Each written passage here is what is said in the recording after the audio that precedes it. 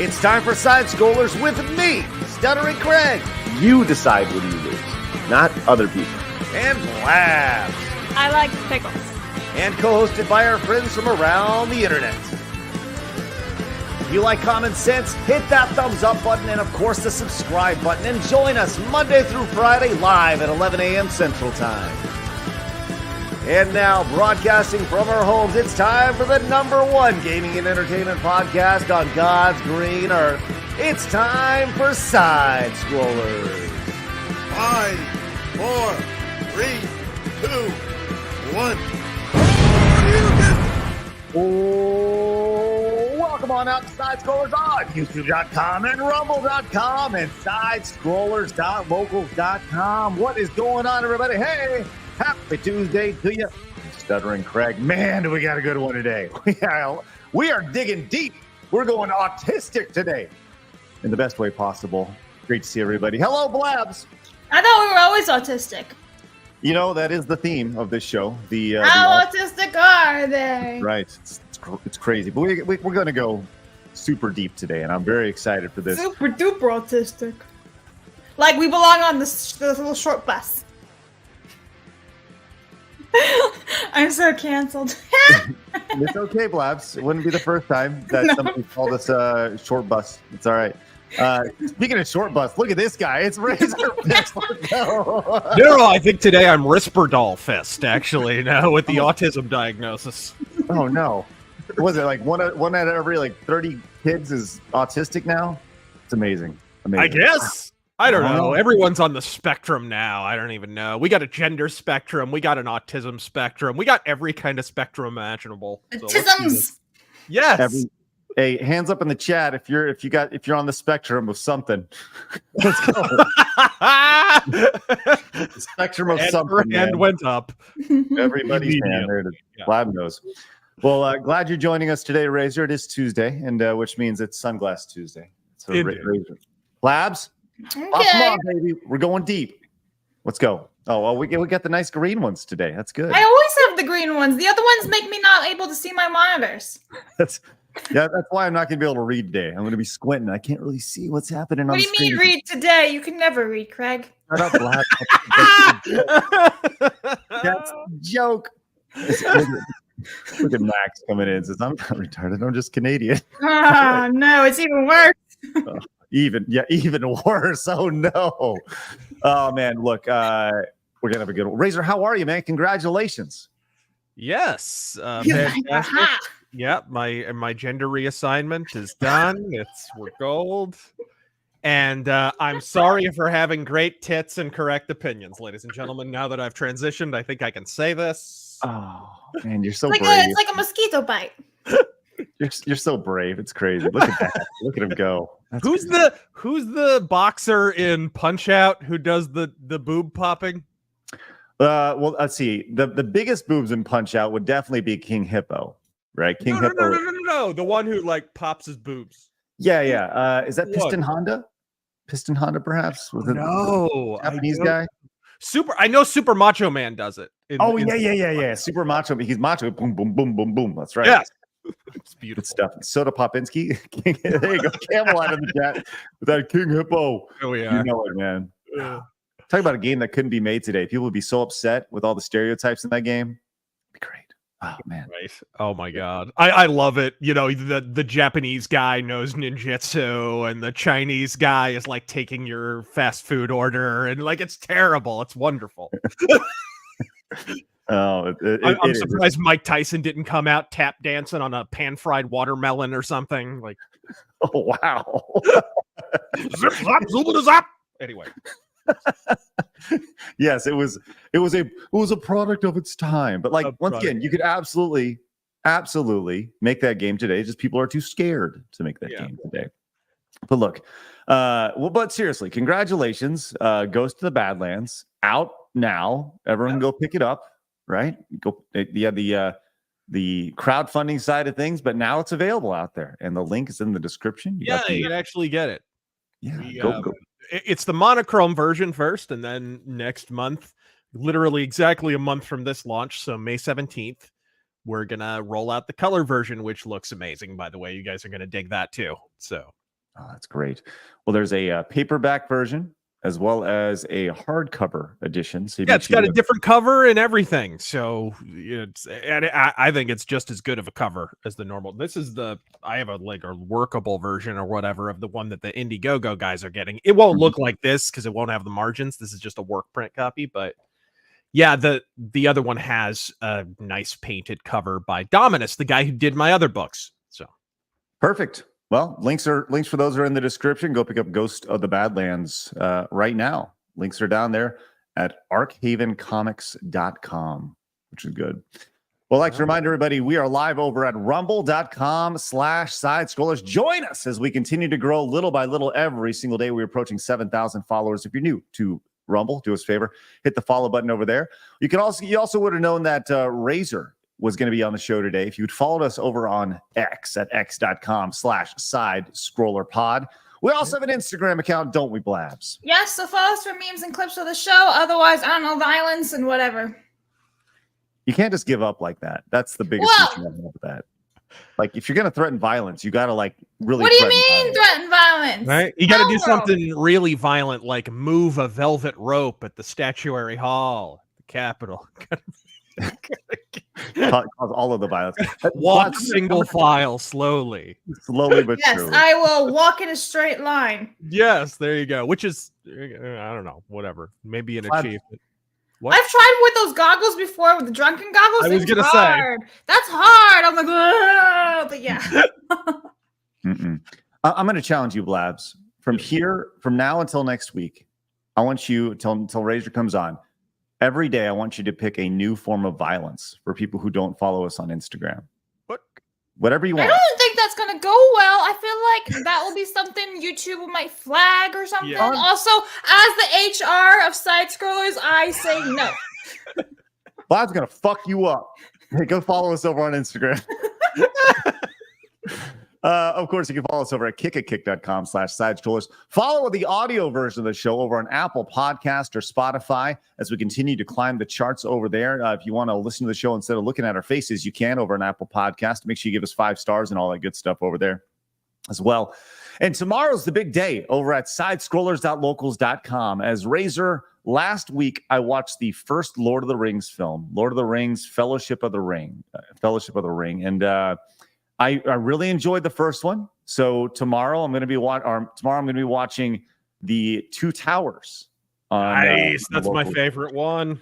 Oh, so join us over. The link is in the description, sidescrollers.locals.com. You can find it over there. I'll be starting it pretty much right after the show ends, exclusively over there, because I'm actually going to have on the screen, you'll actually be able to watch the movie with me. We can't do that over on YouTube or Rumble anywhere else, but only on Locals. So go make an account over there. It is free to do so. If you want to support, you can. If not, that's totally cool. But we'll be doing that tomorrow. Lord of the Rings, Two Towers up now or tomorrow. Yes. You know where I watched that movie the first time when it first came out? I mean, the theater? No, a drive-in theater. Oh, hell yeah. Like I should have been wearing like a Letterman jacket with a cheerleader next to me trying to get fresh or something. I don't know what. I hopped in my DeLorean back to 1955. It was fantastic. Eating a corn dog and with it was great. Yeah, I bet that's awesome. It was great. It's great. Man, speaking of, real quick, we ran into a little issue because the idea has been that I'm going to watch Lord of the Rings on Locals, and then we're going to rent out a theater to do this. And I've been talking to a couple theaters locally in the Dallas-Fort Worth area that are pretty big chains. And I had been going along, and I got an email this morning, and I actually want to read off the email, which was devastating bad news. Devastating bad news. The email goes as following. Good morning, Craig. Unfortunately, I just got word that all the Lord of the Rings films are unavailable to be shown this year because it's the 25th anniversary, which I don't think that lines up. But it's not the 25th anniversary, maybe the 20th anniversary, perhaps, maybe. I don't know. But it says the studio is showing the film several times independently and put a moratorium on anyone showing them. I'm so sorry about that. And I know this completely shatters all the plans you had. So, unfortunately, I will not be able to rent out a theater and watch Lord of the Rings, which sucks, at least not this year. But we'll figure it out. Okay, so I did a quick Google. And he's mistaken. He shouldn't have said 25 years. 2024 is the 70th anniversary of Lord of the Rings. So he's talking about the books. Oh, okay. I was gonna say nothing. I don't understand what year he was talking about. Yeah. And so maybe they're doing that, and they're doing. Oh yeah, they've got to tirelessly dedicate themselves to the memory of Tolkien, who they recently raped with rings of power. You know, they've got to take this. They really got to honor him. Yeah. Yeah. They got to dig up his corpse and violate it. I don't know. Well, yeah. Jimber in the chat says it's 20th for the Return of the King. So maybe that was what he's possibly talking about. But there's possibly 5. I don't know. Yeah, I don't know. Either way, gonna need to find a solution because I definitely want it to happen. I think that'd be really, really great. With that said, while we figure out that solution, if it's your first time tuning in over here on YouTube, do us a favor, hit the subscribe button, join the 77,533 subscribers who love common sense in the video game and entertainment space over here on the show. We'd love to see you guys Monday through Friday at 11 a.m. Central Time when we're live. Yesterday, Blabs snuck a little ditty in yesterday and raised our thumbs up goal, our likes. I was going to say, I'm like, what did I do? Our thumbs up like goal to 800. So let's blow past that today. Do us a favor, scroll your little mouse over there, hit the thumbs up button. Why is that important? Razor, you know, hitting the thumbs up button is actually like really important on YouTube because it helps with the algorithm and stuff. And not as much as comments, but yeah. Yes, comments are huge, man. Comments are like 10x the thumbs up button. But so keep that in mind when you guys like watch anybody, whether you're watching Razor or anybody that you watch. Like if you like their stuff, thumbs up and comment. Massive. Also, let's do our best to get to 25 memberships today. I'll tell you what, tomorrow I'm going to have a brand new graphic if we hit our 25 memberships. I'm going to see if we can do that by tomorrow. It'll be great. And I would be remiss if I didn't tell you that you have 1 week left to pick up the brand new, well, I guess that no longer brand new because we're finishing up, but the Side Scrollers All-Star t-shirt available till the end of the month. Pick one up right now. The time is ticking. You have 1 week to pick one up before we unveil our shirt and for May, which will be tied to Blabs, which will be great. So pick up your Side Scrollers All-Star baseball t-shirt available right now or until they're gone. Cool. What's that, Blabs? Birthday month. Your birthday. Oh, it's all tied in, which is good. Circle back like Jen Psaki. Okay. Sounds good. Thank you. Hey, we're off to a great start on our goal to 25 members as Matthew Gubbins came in as a brand new member. Thank you so much, Matthew. Really appreciate that. That's great. Also, Mage Leader came in and says, at work, I'll have to catch the vid later. Glad you guys are covering the fiasco. Shout out to Grummz for summarizing it all on X. Oh, there's more. There's more today. Razor's like, oh, there's more that didn't get touched on the. Very, very much. Mage Leader has covered it quite a bit. He's talked about it on his channel. He's also kind of a Battletech guy. He's got a unique perspective in that he comes more from the Warhammer space, and a lot of this flowed out of Warhammer, which is apropos. You guys just talked to Arch. Arch and I have talked about this whole thing many, many times because he recognizes all the same signs in Warhammer as we are witnessing in Battletech, and the prognosis is not positive. Well, it seems to be a diagnosis across the entire industry, which is why we're here. Flynn came in with the 2, says DEI, division, exclusion, and interruptions. There you go. Hey, big ups to Rumble Rick over on Rumble, sending his audience over to our channel. Rick, great to see you. Thanks so much for popping in. Mercenary says, got out of court. Another hearing in July on case. Hey, Mercenary. It looks like he found another herring. I don't know. M.A. Mehalik says, congratulations on your transition, Razor. You're quite the handsome lady. Well, I do what I can. I'm flattered, but spoken for. Wonderful. Rebound says, I'd wear shades if it wasn't snowing outside. That's the perfect time to wear shades. Yeah, what are you doing? It's so bright, bro. You have go to. snowblind. Haven't you heard the Sabbath song? What's wrong with you? It's actually a real thing. You get blind by that snow. Oh. Raven the Red says, since Razor was reassigned, I guess someone else will take the mantle of misogyny lad. I can only be a self-hating woman now. That's just how it works. I'm a TERF, folks. How do you do? Well, hey, it's good. We're gonna have a holiday for you in just a minute, Razor. So hang tight because it's a big week for you. Want to let you know. Tomac came in with a 20. Thanks so much, Tomac. Says, so would the Battletech short bus be a light lance? No, it'd be all urban mechs. JM came in and says, rent an Airbnb and say you're having a watch party. Ooh, man, that sounds like a good idea. JM, I like that. Everything is on the table right now. I like it for our Lord of the Rings watch party.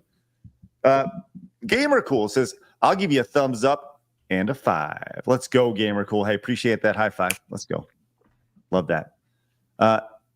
Niatsu says, Razorfist, I just bought your hardback book. Let's go. All right. On, bro. Hope you enjoy it. It's great. I just assumed his gender. Yeah, don't do that. That's the biggest. Oh, man. Right on, flopping dick and balls. Clip it. Clip it, Blabs. Crazy D says, Blabs birthday month equals Blabs versus Super Mario. Yes. Blabs, yesterday while playing Donkey Kong Country 2 for the 8th month in a row, it was suggested that we bring back Blabs versus, but you play the original Super Mario Brothers. Ooh. I think that sounds like a great idea. No. Let's really I think that just sounds like some type of high blood pressure. Yeah, probably. For Craig. No. Let's really torture. Let's do the Japanese Mario 2. Let's get that. The Lost Levels. Oh, yeah. So, okay. I am on board with that, but I think she needs to learn to crawl before she can walk. And then walk. You need to learn how to go upstairs, bro. She can't even go upstairs in Castlevania. That's the worst. Well in advance of our president. Got it. The Gunslinger says, can I get a holla if you hear me for House Steiner by Razorfist? You can get a bunch of AC-20s to the face because you border House Merrick and you're all going to die. All right. There you go, Gunslinger. Clemson came in with the $9.99, says Razorfist greater than Mazza. There you go. Who is it? Other side of the fence says, why does Blabs look like Hunter Herb's thumb? That's how it's spelled. I don't know. And is it herbs or herbs? How do you guys say that word? Oh, yeah, she's got the Hunter S. Thompson hat on a little bit. Say, turn to the camera real quick, Blabs, and say, this is Bat Country. Bat Country? Yeah. We can't stop here. This is Bat Country. We can't stop here. And you need the little cigarette holder. You got to get that going. What you got? Oh, there it is. Nice. Look at Blabs. Improvising. I love it. And Max came in and says, we've lost tons of franchises already. Now Warhammer and Battletech is in the crosshairs. Everyone needs to gatekeep hobbies with extreme prejudice. There you go, Max. Appreciate that. And Grundy Peebo came in and says, hey, Razor, just out of curiosity, have you ever been recognized by any of your fans out there in the scorching Arizona? Or does the black and white filter disguise you? Also, I got your comic delivered in the mail today, but have to wait until after dark. Can't wait. Until after dark? Ooh. What are you doing? He's like putting time aside. That's pretty boss. He's got to light up a candle to watch to read. Yeah. I have several times, and it's weird because I like suddenly realize that people watch my show. I'm like, I put these videos out into the ether, and I don't really think about whether they get an audience or not. So it's kind of weird. But yes, it's happened several times. One time I tried to pretend that I wasn't me because it was during the pandemic and we were all wearing masks. So I was like, I probably have license to pretend. It was just to mess with the guy. But what's the weirdest place you've been recognized, Razor? Oh man, he's like the bathroom at. Like... I was filling my car with gas. That was kind of weird. I don't know, just because I was in the middle of doing something with flammable liquid. I don't know. right. Just in case. Yeah, it seemed somewhat inopportune. I don't know. Wait, did you ever tell that guy that it was actually you when you were wearing a mask controlling him? Yes, later on. Okay, I was gonna say, like, did you seriously not tell him? But like, nah, bro, it's not me. Bye. I ghosted him. That's awesome. Jay came in as a brand new member. Let's go, Jay. Thank you very much. That puts us at 2 today. Love that. Thank you very much for your support. And Ross came in and says, I need to know, Razor, is 40K just as much of a ripoff of Dune as Batman is of The Shadow? Dune doesn't even start start the story. It is a ripoff of like 20 different things. Because the origin story of Warhammer is that they were a miniature company first, and they were building miniatures for other tabletop games, right? So Elric, D&D, whatever. And so Space Marines, and they even had Elric and Melniboné. They had a Chaos Army. They had all that stuff. All that stuff comes from other franchises, because basically after they decided to start their own game, Warhammer, they just kept the miniature designs and changed the names a little bit and the paint schemes, basically. So Elric of Melniboné became Malice Darkblade, and the Chaos Army became the Chaos Army. Okay, they didn't do much to change that one, but they've been sued by a lot of people. Not as many as Battletech has been, though, which is odd because they didn't steal anything. They just licensed some stuff out, but I don't know. They're lucky, I guess. Right. That's great. That's great. Hey, real quick, Peach Tea, give us an update on her papa, who had open heart surgery today. Says update on dad. His surgery went well, and he's in the ICU now. Thanks for the prayers and well wishes. It means a lot. Peach Tea, glad Papa's doing okay. Glad it's went all right. Good for Papa. Good for everybody. And Frank the Tank came in with 10 gifted memberships. Let's stinking go. If you got a gifted membership, make sure you say thank you. Consider paying it forward. Razor, you get to pick the color today. What you want? Let's go red. Red. One day I'll be able to pick the color. I don't think so, Blabs. No, I don't think that's going to be a thing. Is she colorblind like a dog or something? What are you? That's always the guest. Always the guest. Oh, I thought he was going to say yes. She is a dog, but it's fine. Right. No, I would never ever say that, Blabs. I learned a long time publicly ago. speaking, he would never. You don't publicly call women dogs. It's behind the scenes when no one else can see. It's That's fine. Right. HR has a big old file on Craig. Uh-oh. huge file. Oh my God. Here we go. We're back at it. And look at this. Paladin Potato came in as a brand new member. That's a great name. Paladin Potato. That puts us at 13 for the day. Let's go. Let's get there. We're going to do it today. I can feel it. All right. We got a lot of super chats, a lot of direct donations, a lot of Rumble rants, and really appreciate your support. We'll get to every single one of those before the day is over, but we got a lot to talk about today. So much to get into. Before we get into today in gaming history, Razor, first, I'd like to, you mentioned your transition today, and you're really stunning and brave. It really matters to me what you put your dick in, by the way. It's very important, and I know that's a very, very big. I'm glad that it keeps you awake long, sweaty nights. It's really important to me. Should I be here for this? Do you need some time alone? Well, no, it's important to me too, Blabs. If you like, be the JJ. I mean, I think there's a very important defining factor in your personality, naturally. But so with that said, I would like to say congratulations, and I'd like to celebrate Lesbian Visibility Week with you. So congratulations. I think that's wonderful. I clicked on that hashtag when you guys sent it to me in the outline, and don't worry, ladies, you're plenty visible. If any of those photos are anything to go by. I would just like to let all the lesbians know. Yeah. We see you. We see you. We don't watch the WNBA, but we do see you. Hey, maybe we'll start watching the WNBA with little Caitlin Clark. Did you see all that stuff? Everyone's so upset. She's making $70,000 a year. Did you see all that? All that stuff? More than the company itself, I imagine. Yes, literally more than the company itself. The company does not make money at all. Yes, for 25 years, but it's amazing. Anyway, well, congratulations, lesbians. We see you. Yeah, no, definitely. Isn't it weird, though, putting on that much weight when all you eat is tuna? But anyway, so continue. Let's go. Not going to lie. It's pretty freaking funny. Oh, my God. Hey, Rick, by the way, came in with a 5, says, can you, Craig, have you tried the pinned chat feature yet? I have pinned the chat of him saying that over on Rumble. Look at that. That's great. Thank you, Rick, for your ongoing work over on Rumble. Now we can make sure we have the direct donation link over on Rumble as well, which is great. Thank you, Rick. That's wonderful. All right. Yeah, where is that at? Let's see. Where is that at? We need there we go. Every time Razor comes in, we need a little rim shot right there. Yes. That's rim shot, by the way. That's the type of shot we have here.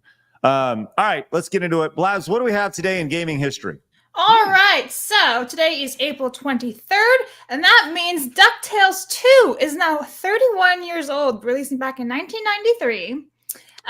We also have Mega Man 03, 20 years old. And for any of the Star Trek guys, this one's for you. Star Trek, the video game, 11 years old back in 2013. I honestly don't know anyone who's played that game, but if you did, let me know in the chat if it was fun or not. They did a whole Game Informer issue on that. They tried to make a big deal out of that game, I remember. It's like it's one of those franchises, Star Trek, where every time they make a new game, they're like, we're finally gonna have a good game of this. Right? For a long time, they were doing that with Batman, even though there's lots of good Batman games apart from Arkham. But when that game was going to come out, it was like, finally, we're going to get a good Batman game. It's like, speak for yourself. I like the one on NES. Blow me. But yeah, like it was one of those situations. And yeah, it was detritus. It was terrible. Well, going back to that, DuckTales 2, though. Are you familiar with DuckTales 2, Razor? I'm sure you played DuckTales 1, yeah? I played DuckTales 1 for certain. I do not know if I played 2. I loved DuckTales 1. I'm going to be honest. I, as a young lad, owned several pairs of DuckTales underoos. And you can't shame me. I stand by my life choices. No shame there. There is actually a video. I posted it years ago to social media because I found it on VHS of me as a little kid in my DuckTales underoos. Do you have sunglasses on then too? No. Singing the DuckTales theme as the show is on the air. I was bopping to the DuckTales. So how old were you? He's like 15. Yeah, like 15 and a half, Blabs. Thank you very much. No. I was like 3. Like 2 or 3 years old. That's justified. Yeah. Hey, but with DuckTales 2, look at the date on that. 1993. That was an NES game. So it was super late in the NES life cycle. And, good games, though. Good games. Yeah. DuckTales 2 was very good. It was very rare game. I think, that's a very expensive game if you have it in cart. Because all those late period NES games, like Ninja Turtles Tournament Fighters, was so hard to find because it was a fighting game on the NES, and it came out right near the end of its lifespan. Yes. Yeah. And do you know the interesting thing about that game in particular, the Tournament Fighters, was it was like 3 separate games. Yeah. They were all different games, which was very, very cool. So, and one of them is playable. right. By the way, if you have the NES version of DuckTales, it is well over $100. So the loose price of DuckTales on the NES, oh my God. Yeah, the loose price of DuckTales on the NES is $233, which is crazy. If you have it in box, like a new price, $6,500. What? Jeez Louise, video games are nuts. Remember when GameStop was still selling old stuff and you could just walk in and get games like that for like $2? Yes. Used? And it wasn't even that long ago, folks. Like it wasn't even that many years ago. So I used to go to independent wrestling shows. And one of the things back at Funko Land we would do is we would buy as many copies of Super Mario Brothers as possible because they were like, I think they were legitimately selling them for a penny at the time. Yeah. So we'd buy like 100 copies. And this is back when like the hardcore era was going on and they would like pick things out with the crowd. So we would be throwing like NES cartridges into the ring for wrestlers to beat each other up with. It was great. It's like you threw thousands of dollars in 2024 money into the crowd. That's amazing. God, what an asshat I am. It's ridiculous. It's crazy. It was, yeah, I know. I wasted all that money, but who'd have known? Right. All right, let's get into it. Once again, we see all your support, guys. Thank you very much. We'll read every single one of those super chats and direct donations, like Pornhub, who came in with a $5 direct donation, says we support lesbian visibility mainly because lesbians visibly showing themselves has made us a lot of money. Hey, thanks, Pornhub. Appreciate that. And Yoki of Sokodu says, Did you see the 1950s style AI trailer for Super Mario? It's frightening how good it looks. No, I've not seen that. I'm intrigued. See if we can find that. The 1950s AI trailer for Super Mario Brothers. That's great stuff. And Agamemnon Fireman came in and says, Razor, have you ever read Chaos by Tom O'Neill? The books connect MK Ultra, Jack Ruby, and the Manson murders together. Very interesting deep dive into the craziness of the 60s and 70s. Cheers, guys. It sounds like craziness, but no, I've never read it. Wow. Okay. I think I found it. Oh, what you got? It's weird, man. It's weird. It's weird. Let's Here check we this go. out. Welcome Sydney. to Mushroom Kingdom, a land of magic and adventure, Ugh. where a plumber embarks Ah! to save his beloved princess and thwart the plans of a dastardly villain. Meet What is with those teeth? a legendary hero known for his bravery, his insatiable appetite, What's going on with his joined mustache? by his loyal brother Luigi, the noble Princess Peach, and a colorful cast of friends and foes. Mario must journey through enchanted forests. All right, pause it. We're going to get treacherous flagged for this. Oh, that's awesome. I love that. Oh, that's great. That's What did I cool, just man. watch? What was going on with his mustache, dude? It was twirling itself. There's like John Cena was off camera, just twisting. That's the beauty of AI, man. That's the beauty of AI. The weird aspects that happen. And Koopa had like British teeth that were like moving around in real time. I don't know. I love that shit. That is so cool. That is awesome. All right, let's get into it. We got a lot to talk about today. It's time for my favorite segment, your favorite segment, everybody in the world's favorite segment. It's time for hard news.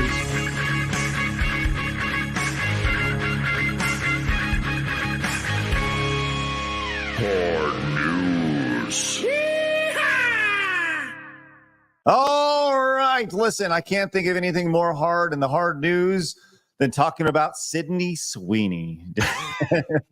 We were just talking about this before. Yes. This is news today. This is news because having breast apparently is newsworthy. Sydney Sweeney over on Instagram. If you're a woman, it's news. I don't know. Good point. Good point.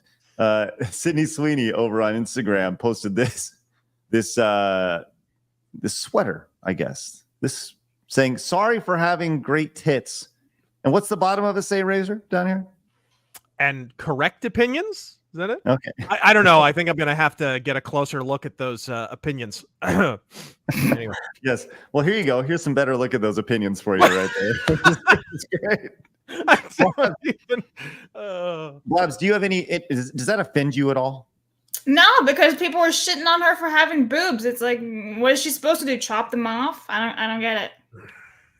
I mean, well, I no. think in 2024, that's the idea. Actually, Yeah, probably the idea for these lunatics. But like, if it's so weird, we go like this transitioning, haha, pun intended, to like having great boobs and being able to show it off in Hollywood, to all of a sudden this Me Too era, you can't even show your boobs anymore, and she's not even like showing nipples or anything. She's just got them like pushed up a little bit. Yeah. You can see, she's got boobs. I don't really think it's that offensive or anything, to be honest. It's like, okay, she's a celebrity, she's allowed to show them off if she wants to.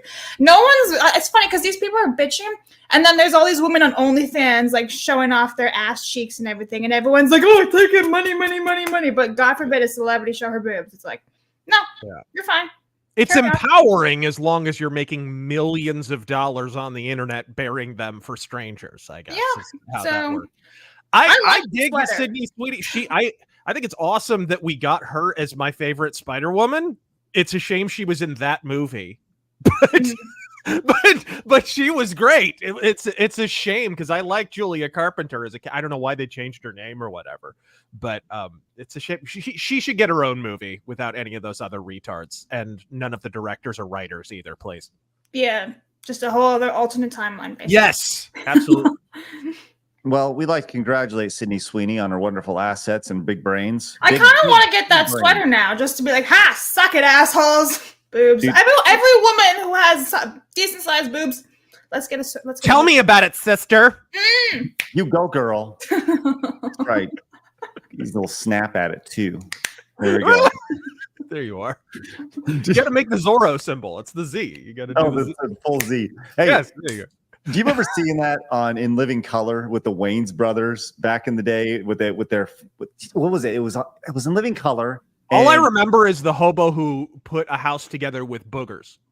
I just remember. Well, there's Hobo the Clown, and he hit people. He goes, "Homie, don't play that." Oh, it's Homie the Clown. Homie the Clown. Yeah, I remember him. And Fire Marshal Bill. Yes. But there was also Charles Bronson's Make a Death Wish. Make a Death Wish Foundation.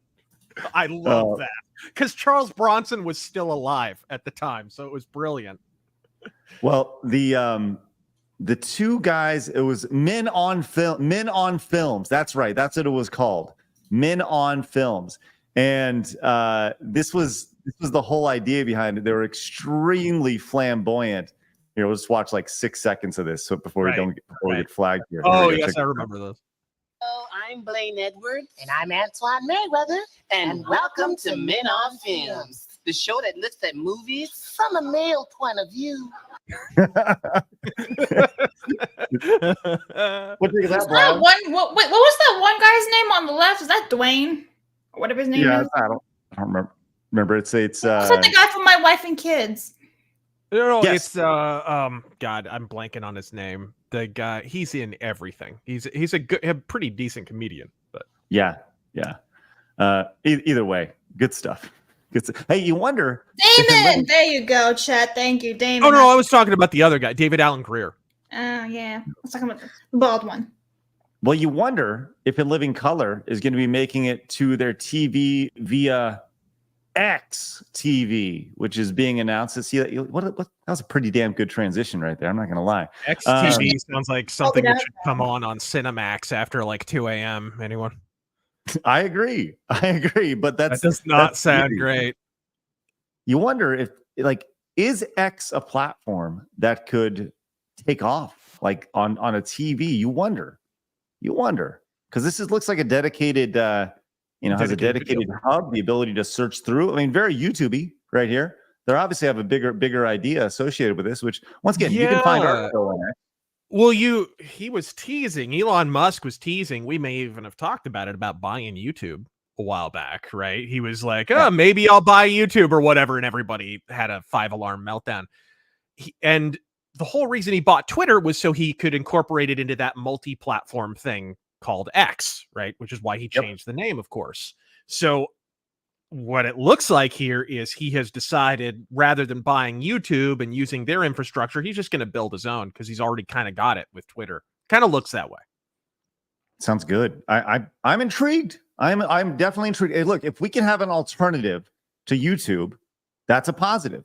And X has the user base built in, and you wonder if instead of going to, twitter.com or x.com, you'll go to X video or Twitter video .com. What's on your brain, bro? What? Well, Listen, just because we're talking about like lesbians and tuna doesn't mean you can automatically just think X video. I'm sorry, I still have the Sydney Sweeney tab pulled up on my. I apologize. But that is the one thing they're going to keep running into is X video, whatever video X, whatever they name it.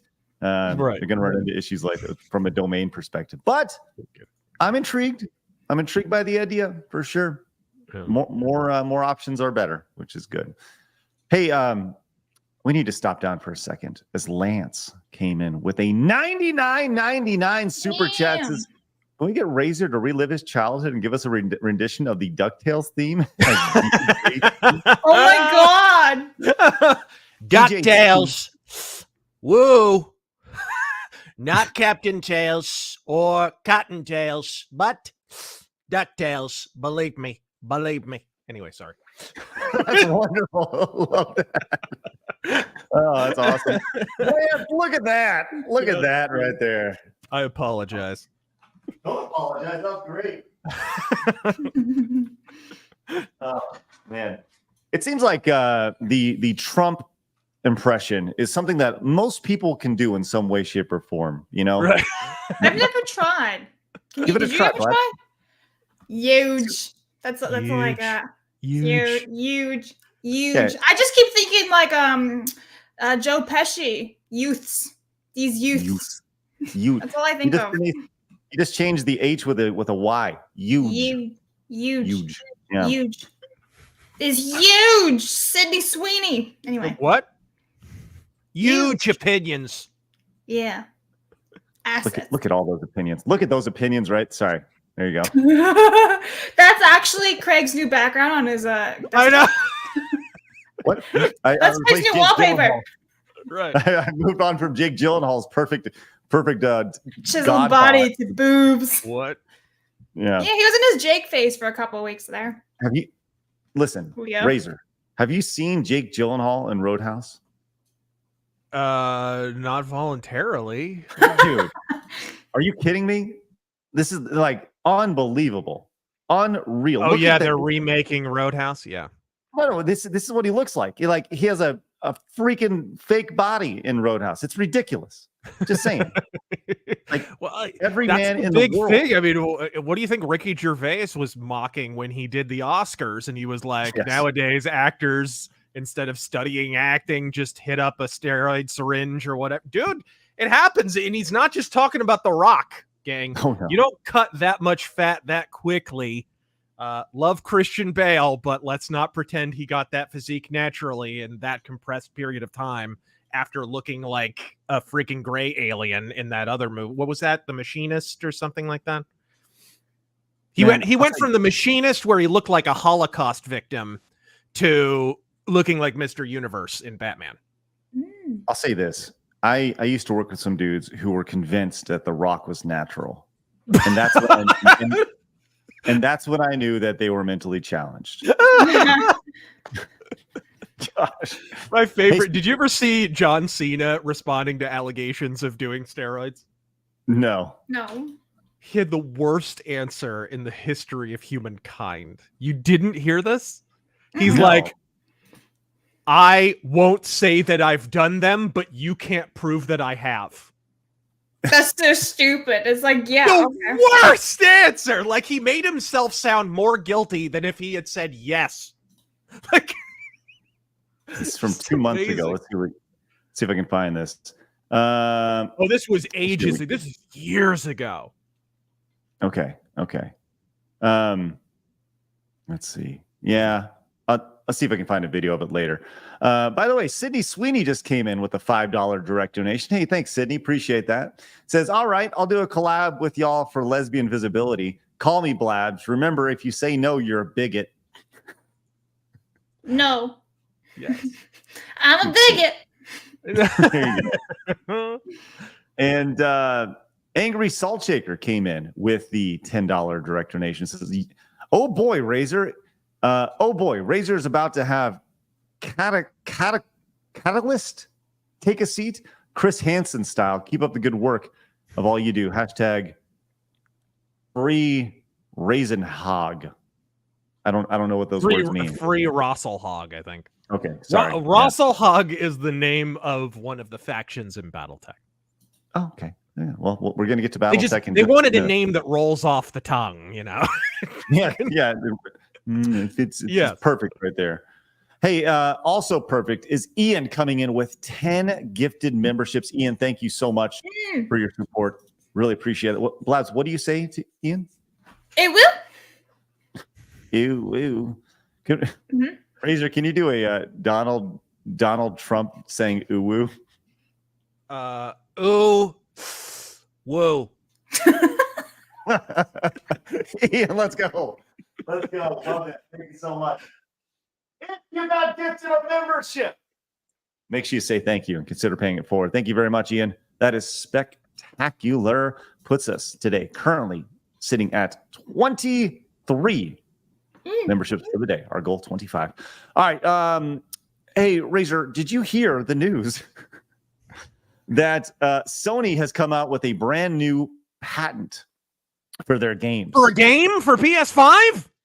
Finally. Hey, this is for all the games.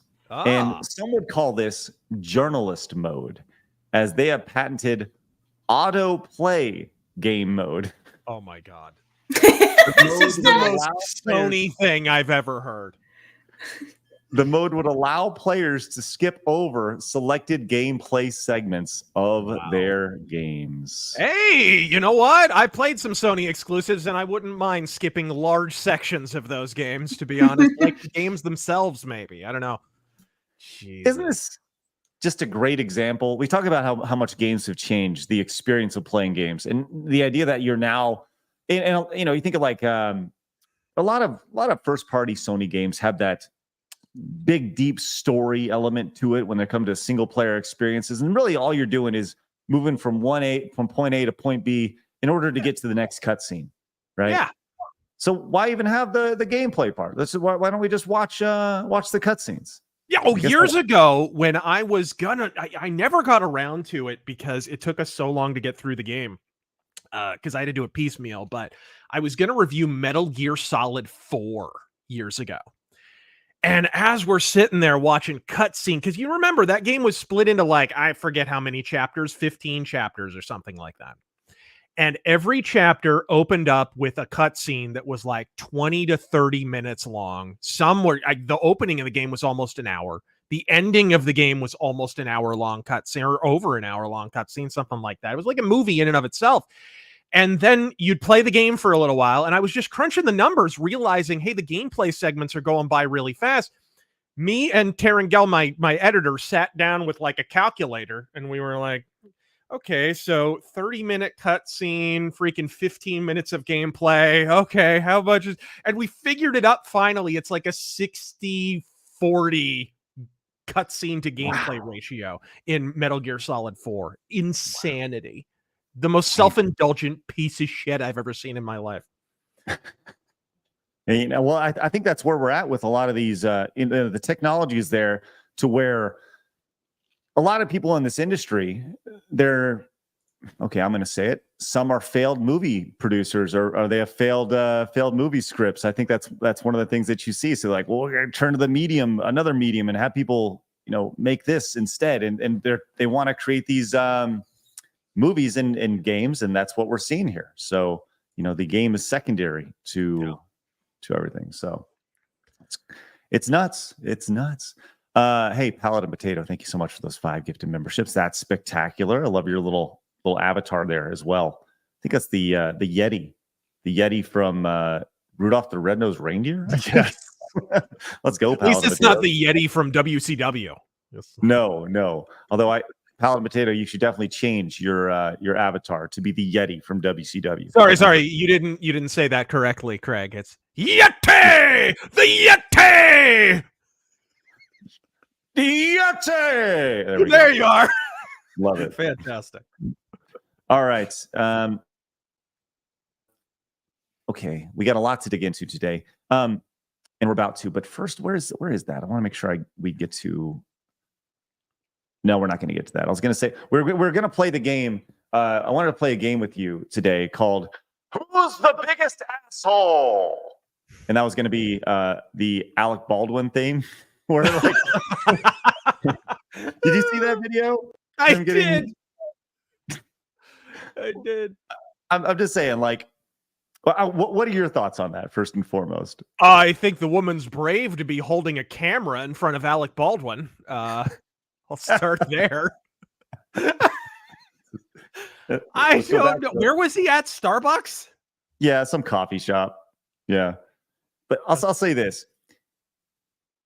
Who is the bigger asshole? You have somebody who killed somebody, or somebody who's just going in and harassing by putting a camera in somebody's face and just not letting them be. They're both pretty big fucking assholes, you know? I'm just saying. Dude, it's a pretty great troll, though. She's like, why'd you kill that woman? Why'd you kill that woman? My goodness. What does he think's going to happen? He's going to turn and go, you got me. I'm murdering. Yeah, you're right. Hey, exactly. You're right.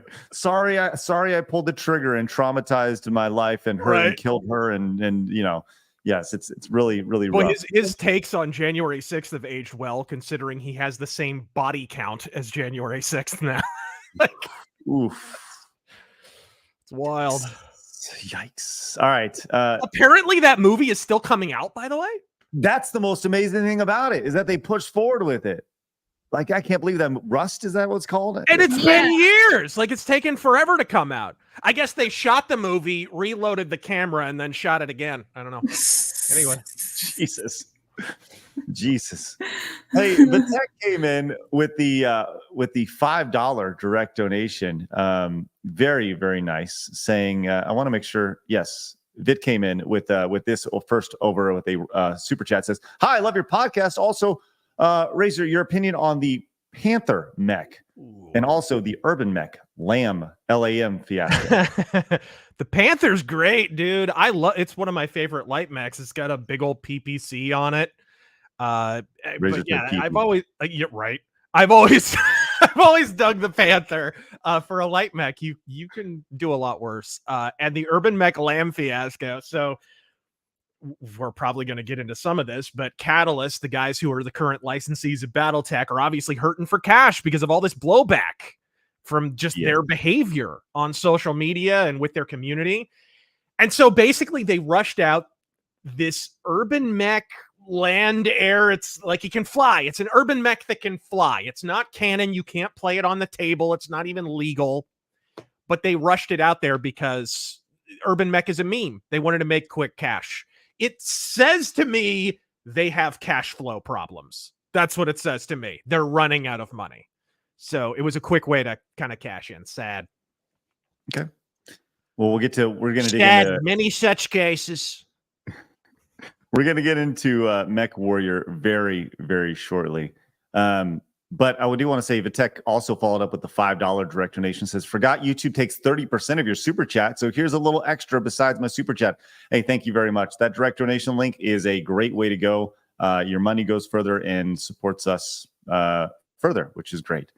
Speaking of, Henry Davis came in with a $50 direct donation. Says, can we get the Yete clip today? What is that, Blabs? The Yete? Yete! Yeah. It says, I feel the world needs it today. What is that, Razor? It's the Yeti, the WCW. You never saw that? Okay.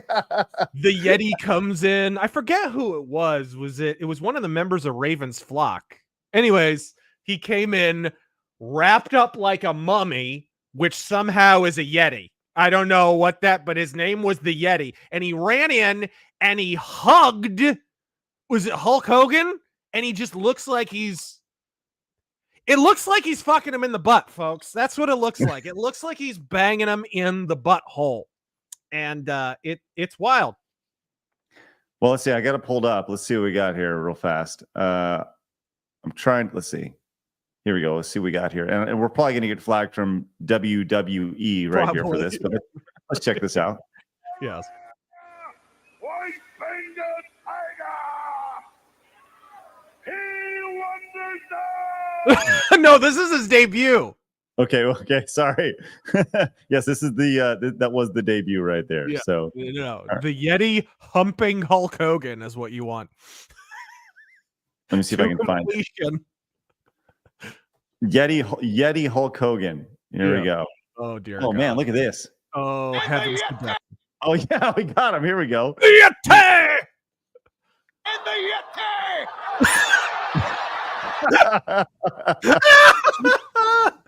And the Yeti! Hey, pro wrestling's the best, Blabs. Don't you look like that? That's ridiculous. It was at one time, yes.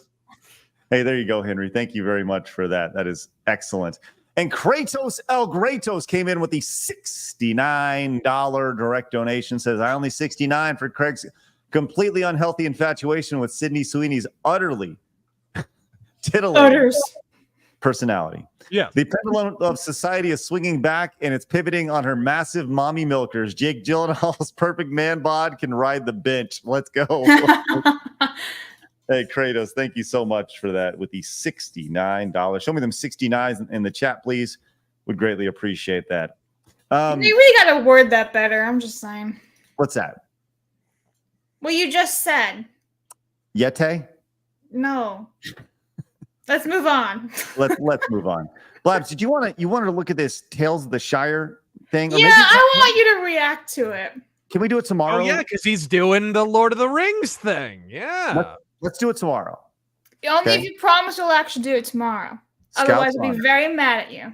Scouts on. You're doing it twice. That means no. She'll be quite cross with you, Greg. I will be quite angry. Well, we got a lot to get into here. So let's do that tomorrow, okay? All right. Don't look at me like that. Don't you do that.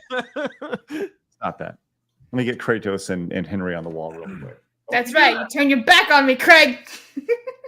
Stop it. Don't you do that. Don't look at me like that.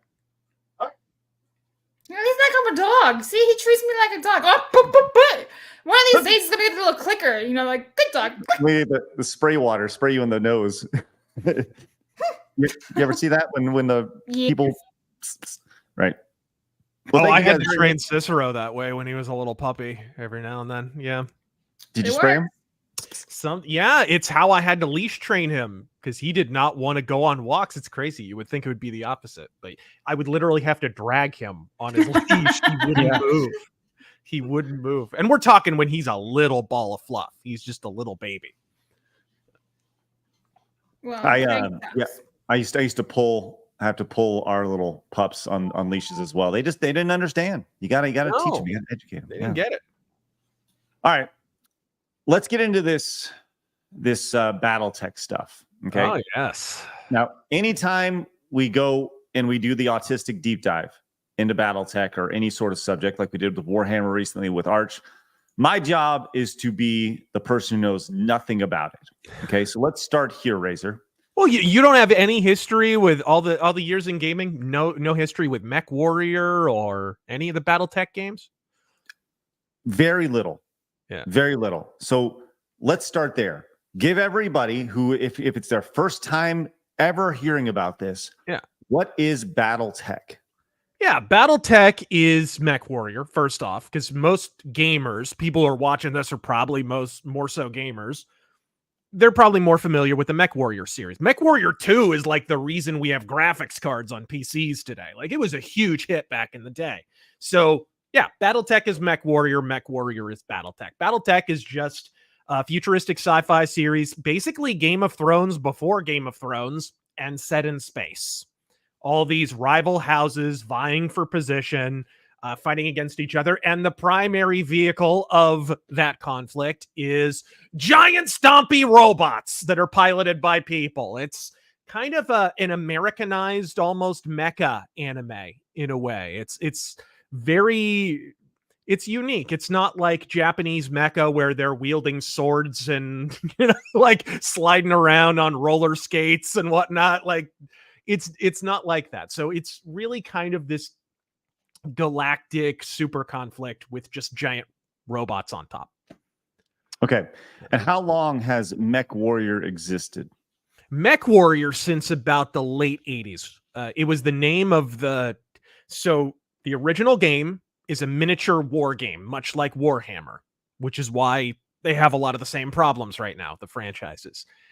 And Battletech itself is sort of the war game, and Mech Warrior is the RPG. So that spun off into the video game series of Mech Warrior. There's only a few Battletech games, but there's a lot of Mech Warrior.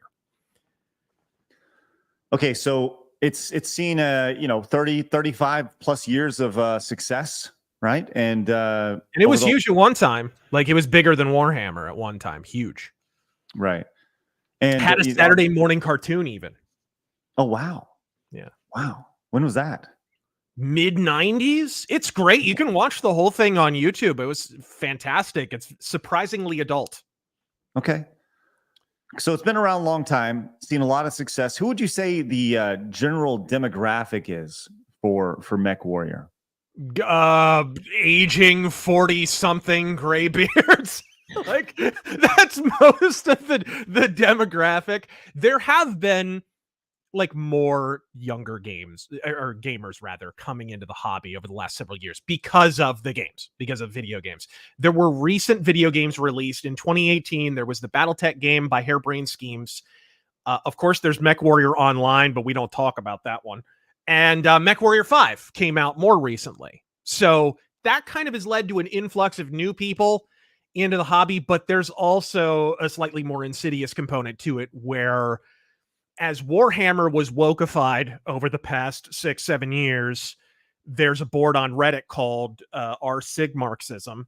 And a lot of those people, as there was pushback against the sort of social justice agenda over there in the Warhammer and 40K hobby, a lot of those people became castaways in Battletech. They noticed that there were people in the Warhammer space that were forsaking Warhammer for Battletech. And so basically the Sig Marxists followed them over there. And that's really when all these problems began. Okay, and you said that's been the last 5-6 years? Something like that, yeah. This seems to be a trend when it comes to a lot of this stuff, where it like somewhere around, 2020, 16, yeah, like the 2016, 2020, like that seems to be a reoccurring theme with a lot of this. Which, okay, so it's had a long-standing success, and similar to Warhammer, has it seen it's seen growth in the last few years. Is that accurate? It had been dormant for a long time. I have a unique history with it because I was making videos about Battletech when it was dead. Like they weren't making any new stuff. It was just after Catalyst had grabbed the license. I should mention the original creators of Battletech are Fossa Studios. A lot of people, gamers back in the 90s, remember that name because they were all over the place. They did more than just Battletech. They did Crimson Skies and other stuff. They did Shadowrun. So they're very, very famous. It just they died off in the early 2000s through a number of corporate misadventures. And now their franchise is kind of licensed by a bunch of different companies. Microsoft owns Mech Warrior in a video game context, and Topps owns like pen and paper Battletech in the miniature game. Topps it's kind of a funky, split ownership situation. Catalyst themselves, I don't know what the deal is. I've heard from people that there's some kind of subsidiary of Topps. I have no idea if that's true, but for a long time, they were just an independent licensee who were paying a flat licensing fee for Battletech to make the new tabletop stuff, which is what they've been doing for the last several years. Okay.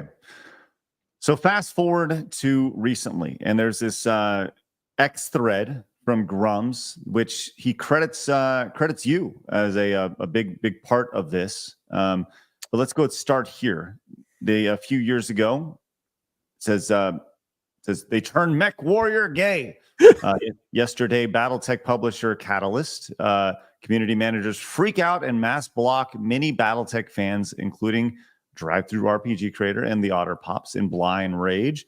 This is a sad tale of Battletech's descent into madness. And can we just say, Otter Pops, dude, is the most non-partisan, non-political. Like, this guy's been just a pillar of the Battletech community for years. They went after him just because, well, you'll see why. It's ridiculous. This was something that was set in motion a long time ago.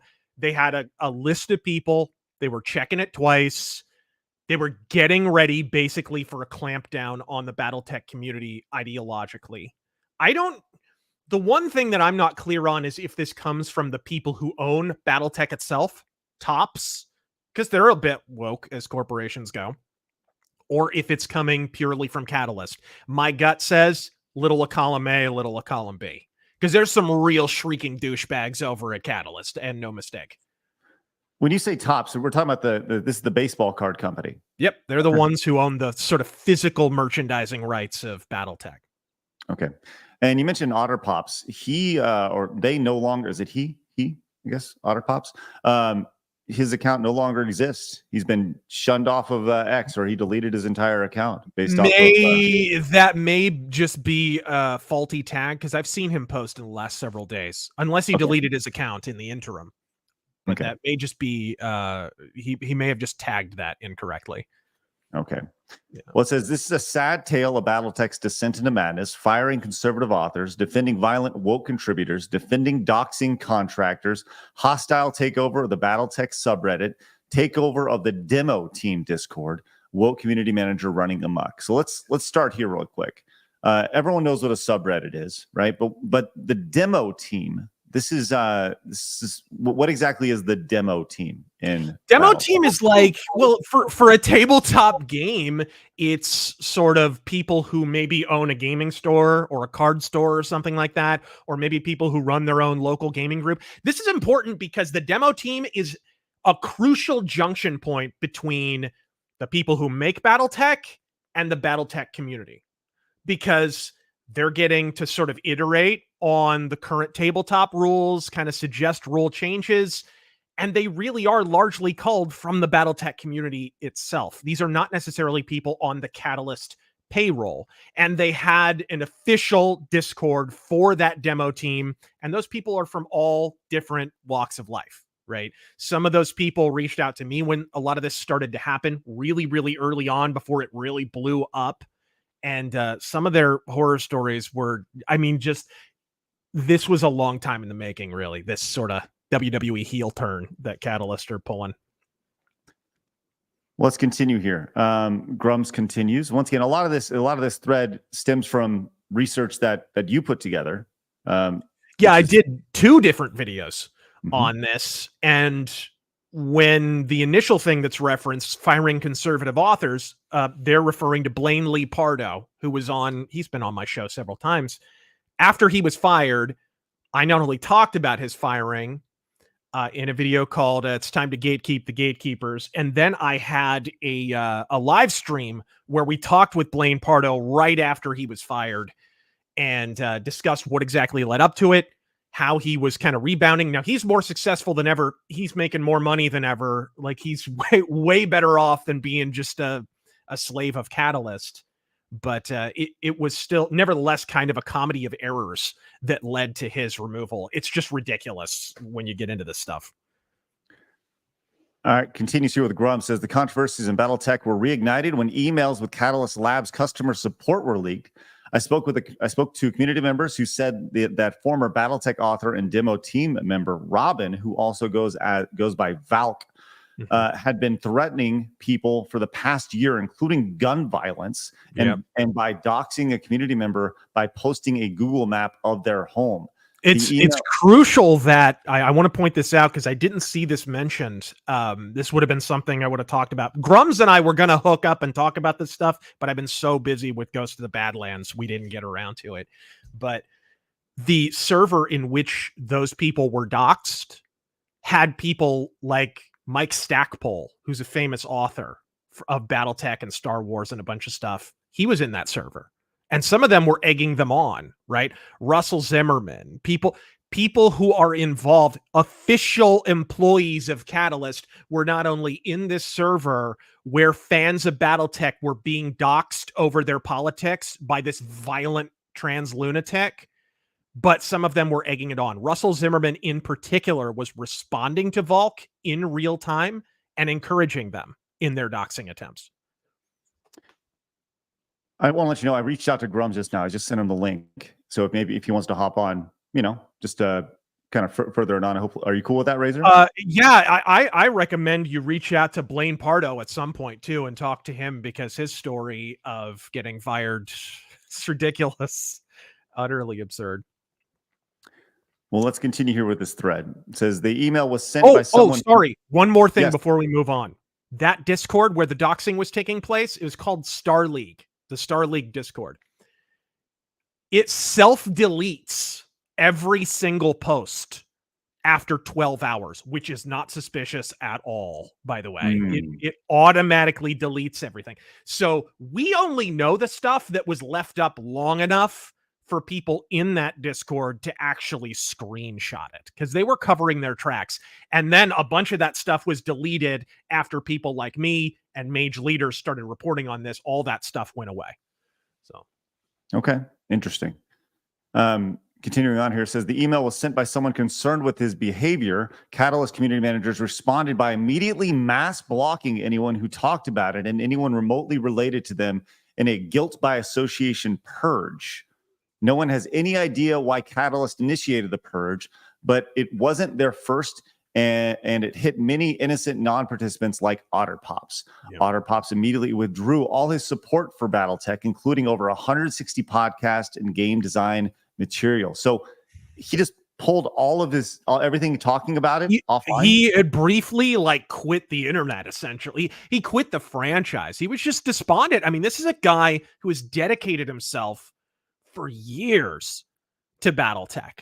Look, I've been talking about Battletech on YouTube before most of the Battletech channels, but I didn't devote my whole channel to it. I can imagine dedicating your whole channel or a big chunk of your channel to talking about this franchise, and then you wake up one day and just because you're following the wrong people, you get blocked. And we did, of course, learn that there was privately a list of people that they basically had they called it a public relations initiative, which is hilarious.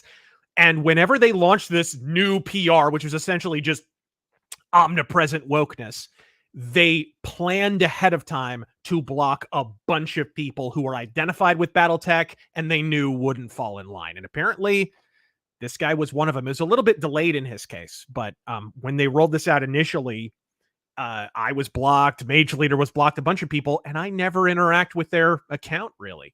So, okay. It says Catalyst seems to be actively trying to hide any involvement with this former contractor and is silencing anyone talking about it. Yep. The thread continues, and this kind of gets into what you were talking about with Mike Stackpole over here. It says Catalyst is the current licensor of the Battletech tabletop game owned by Tops, which was licensed in 2007. Talk about the original team members, Mike Stackpole and Blaine Pardo. Generated excitement as they joined Catalyst to continue the legacy, but the authors were at odds as Mike is left-leaning and Blaine is conservative, both active in politics on social media. In 2022, Blaine had a well-known issue with a Battletech fan named at the time, that's interesting, at the time, Faith McCloskey. Yeah, and I talked about this at length. This is what led to Blaine Lee Pardo's firing, is there was this quote-unquote female writer who had begun shooting off emails on the sly to Catalyst saying, oh, look at Blaine Lee Pardo, look what he's posting to social media. And these were room temperature takes. These are basic just conservatism and whatever.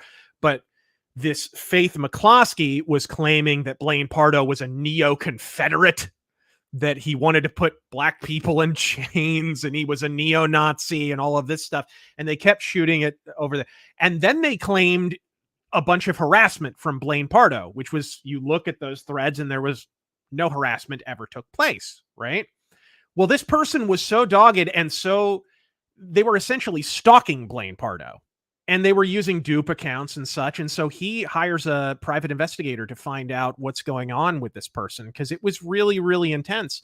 Finds out Faith McCloskey's not Faith McCloskey. It's some dude in Pennsylvania who's a total nut job. And the problem with it, and had a criminal record. And the problem was Catalyst, in order to placate this person, publishes them in a serialized magazine called Shrapnel. So they got their god-awful Battletech fan fiction published in an issue of Shrapnel because Catalyst were just too cowardly to stand up for one of their authors. And that ultimately blows up even further when Blaine Pardo finds out all this stuff. Catalyst finally cut him loose over the accusations, and then he goes public with, okay, so here's what's going on. This person's not even a real person. They're an assumed identity, and they're trying to influence editorial at Catalyst and apparently succeeding, and that has culminated now in my firing. And as it turned out, that was the canary in the coal mine, because it only got worse from there. Well, as you said, according to this Twitter thread, Catalyst decided to publish a short story by Faith. The community exploded. What was that like? The community exploding? Were people? Was there pushback on this? What the hell are you doing? Oh, absolutely. Yeah, I made my video. They flipped out. I started getting blocked by official Catalyst accounts after I did that, which is wild because if you watch that stream, Blaine Pardo never says boycott the company. In fact, at one point he's asked point blank, should we organize a boycott of Battletech? And he says, guys, don't boycott them. Go enjoy Battletech if you want to. I'd appreciate if you supported my books as well. Right? He was as magnanimous as a guy could possibly be. And but ultimately, they believed that the community were their enemy, and they have turned that into a self-fulfilling prophecy. So that's like the first big blow up in the community, right? Yeah. And people have kind of started to see the shift happen where Yes. a company is too scared to back somebody that works for them, and they bend the knee to some crazy person online. Yeah, and I got some scuttlebutt from within the company that the real problem was they went over Catalyst's head and went to Tops with these emails. So it was Tops that from on high told them to fire Blaine Pardo.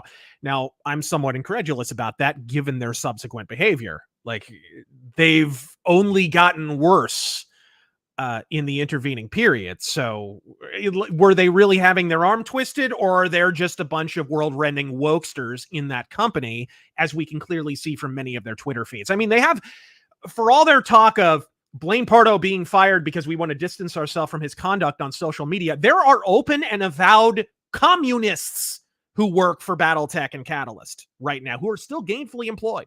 They recite communist claptrap on all their social media accounts, and they have not yet to lose their employment. Well, speaking of employment, let's go ahead and go to the next level with the community manager. I should add, by the way, you mentioned the demo team members getting doxxed on that server, that Star League server. Those docs of the demo team members and such were then handed off to none other than Faith McCloskey, the fake woman who had already showed a propensity for stalking and who has a criminal record, by the way. So they handed those docs off. Again, Russell Zimmerman, official Catalyst employee, is in that Discord server interacting with Volk and encouraging them. So there are official employees. Mike Stackpole in that Discord server. I didn't see any direct interactions, but again, they delete every 12 hours. He may have interacted with them and we just didn't see it, didn't catch it in time. Who knows? But I have screenshots upon screenshots upon screenshots of this. And Volk on their social media is making statements like, and people wonder why I show up to cons with my gun. Oh, we're going to get to that in very shortly. Yeah. So it gets wild. Yeah. Keep going. All right. So we got the community manager side of things. And this is how one community manager stole all of Battletech. Meet Rem Alternus, the new community manager and marketing director of Catalyst and owner of diverse and inclusive content consulting company, Rem Alternus. And here is the Rem Alternus Twitter bio. It says, a woman-owned, nerd-focused creative works company based in Chicago. Who gave an interview with a Battletech fan site, also going somewhat woke for similar reasons, essentially saying they had played Battletech twice in their entire life. Yes. And only weeks before being hired as the community manager. And yes, that goes to the next part of it here, where she says, only according to an interview with Sarna, she has played the game, played a sum total of 2 games of Battletech, right? Ever. As we continue on with the thread, Grummz says, there are two main fan community hubs for Battletech, subreddit and demo team. She went after the subreddit first. The fan-owned subreddit, our Battletech, used to be very active. Have you been active on the Reddit, the subreddit, Razor? I haven't because I don't use Reddit, but I know a lot of people were. Mage Leader, I think, was before all of this. So they had a Helldivers like no politics rule. So when the fanfic Battletech Pride anthology was posted, mods took it down, similar to how Helldivers took down posts about pride capes in their own game. The rule was fair. It cut both ways. But this didn't sit well with Rem, with pride authors, or with our Sigmarxism. This is the Warhammer, the woke Warhammer subreddit, essentially where all these franchise castaways are coming from that are influencing Battletech. I think what's happening with Battletech really is there were fewer Battletech fans to begin with, so the effect on the franchise, they weren't as effective at defraying basically the adverse consequences of it, right? They couldn't it's like they had a lowered immune system compared to Warhammer. Warhammer's been woke for longer, but there's been more pushback because there's just more fans, I think is really what's happening. Okay. Let's go to continue. Mhm. So this didn't sit well. They complained very loudly, which once again, we've talked about this, that it's been a consistent theme with every single issue that we've had. It's been a very vocal minority, a very loud vocal minority. Oh yeah. Fueled by dupe accounts, inevitably, just to sort of amplify their numbers. Right.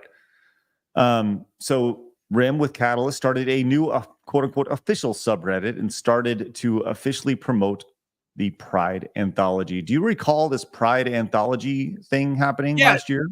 This is fan fiction, right? This is just a bunch of franchise tourists wanting to make a political point. It's not official, but Rem decided to make it semi-official by posting it to the official Battletech Facebook page, I believe it was. Posted it on there. And that really raised a lot of eyebrows. That's when a lot of people just checked out straight up and were like, what is this? And meanwhile, if you pointed that out, you got pushback from Catalyst on their official accounts saying, oh, this is not an official Battletech product. Yeah, but you're posting it. And more crucially, think about all the fan-made content that they're not cross-posting. They're not posting Tech's Battletech videos. They're not posting Mage Leaders stuff. I did a welcome to Battletech video that has probably drawn more people to the Battletech hobby than just about anybody on YouTube. And that's not me beating my own chest. It's been on there a long time, and a lot of people have seen it, right? That never got posted over on their official Facebook page. They're posting this deliberately and for socio-political reasons, period. I have a very basic question when it comes to the Battletech Pride Anthology 2023. Why does it is it the robot that is trans, or is it the pilot that is trans? What are we talking here? And how can a robot be trans? Exactly. Maybe that's why the land air mechs, right? You're on land, you transition to air. I don't know, but exactly 100%. And it's never been in the franchise. More importantly, I remember watching interviews, not just with Blaine Pardo, but with Mike Stackpole, saying there were literal editorial directives from FOSA long before Catalyst took over, saying no politics and no sex. You have to keep things at a PG-13 maximum kind of level. You have to keep them at a certain level. I don't know where cutting your dick off and replacing it with a fella vag is PG-13. I don't understand how you can make that happen, but apparently they've decided that's the direction to go in. I've also noticed the franchise getting a little more R-rated in the fiction too at the same time, and I don't think that's a coincidence. I think that was really what allowed this and facilitated it. Well, we're going to continue here as Grummz continues. Once again, credit to Grummz for putting this together. It says, what happens next happens fast. According to allegations by the community, including some ex-moderators, Rim began to threaten the long dormant Battletech subreddit owners. Yeah. She said Catalyst would pull all support and followers unless he fired all the, quote, problematic mods and allowed her to install her own moderators. The owner did just that, firing every moderator on the subreddit. What? Yep. They essentially forcibly took over the subreddit. And the owner of it was, the sense that I get was the previous owner of the subreddit was just like trying to be a team player, just trying to be nice. Like, oh, you have a problem? Okay, do whatever you need to do. They just kind of lifted their hands and said, whatever, do your thing. And they took complete advantage of that. They basically just steamrolled what had been a fan-built community in order to make it an official Catalyst thing.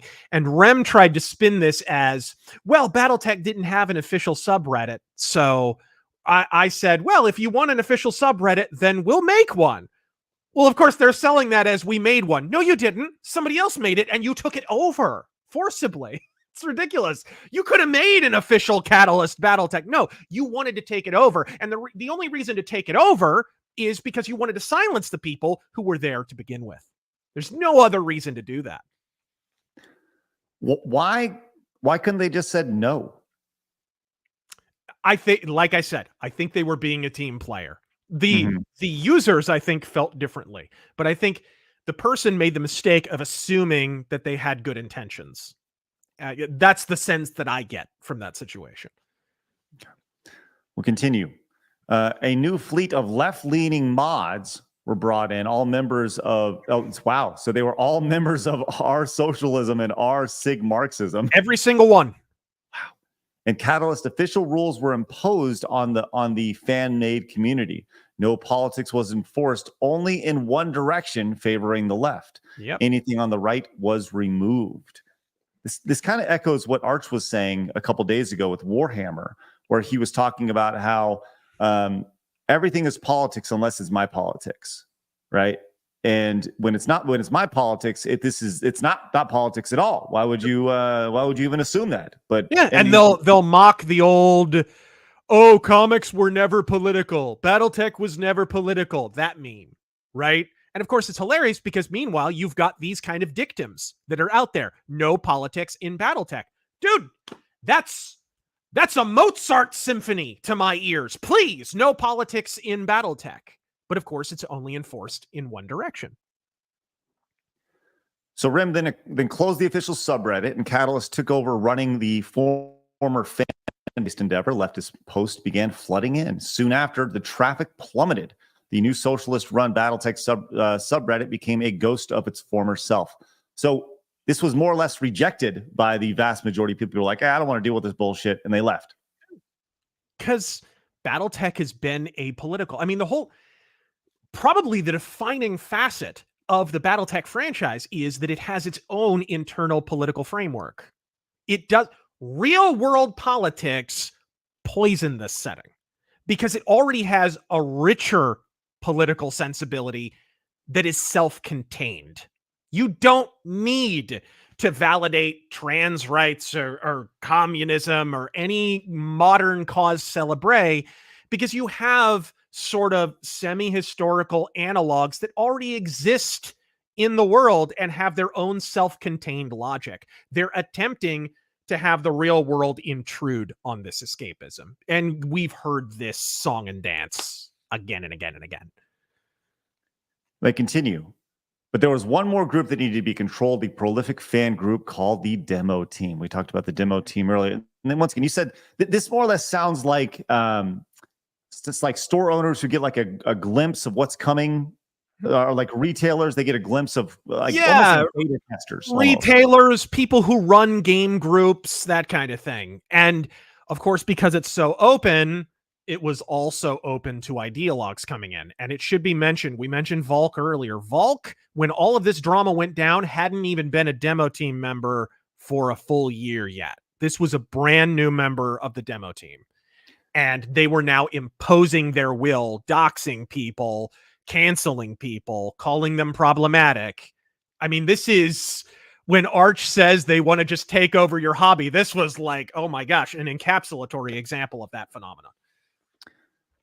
We talked about like the Demo Team and kind of what they are. And it says if Rem controlled the Demo Team and Battletech's and the Battletech subreddit, she would have all of Battletech fandom under her thumb. Mary, a Catalyst employee, served as liaison and a moderator of the Discord Demo Team server, but was very hands-off and neutral, letting the fans run their community. She started to work with a troubled trans demo member, Robin, aka Volk, to compile a dossier of, quote, problematic Demo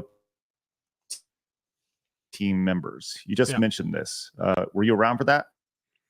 Yeah, this was, right. I've heard about all of this stuff. And yeah, this is the problem. Volk is handing off docs to moderators. They're handing off docs, to whoever. They're handing it off to Faith McCloskey. And it's just, is doxing allowed or isn't it? And well, we learn a little bit later when people find out about all of the doxing and someone actually attempts to impose consequences on Volk. That's when it really heads fanward. All right. Robin was sure that the demo team was full of, quote, Nazis, and made a social media post about carrying guns at cons and put these Nazis in, quote, body bags if they came after him/her. He was compiling a list of these members, including personal information, which he shared with Rim as she encouraged him and others to, quote, report them. So actual posts like this, this was Robin. Robin, why do you carry a handgun to your Battletech events? It's just a board game.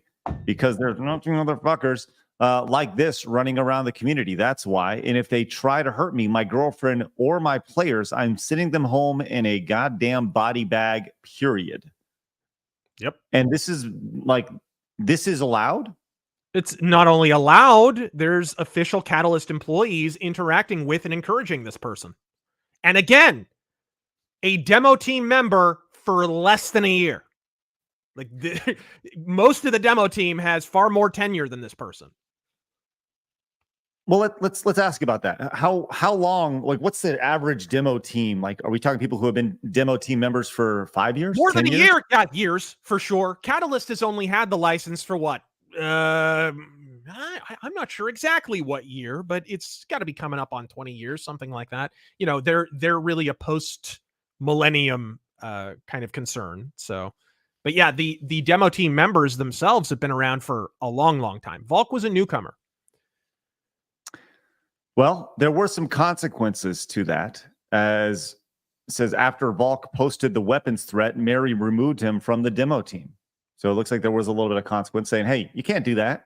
Yep. You can't. And this is where it really blows up, is a moderator dared to remove someone who was doxing and harassing people and being encouraged to do so by Catalyst employees.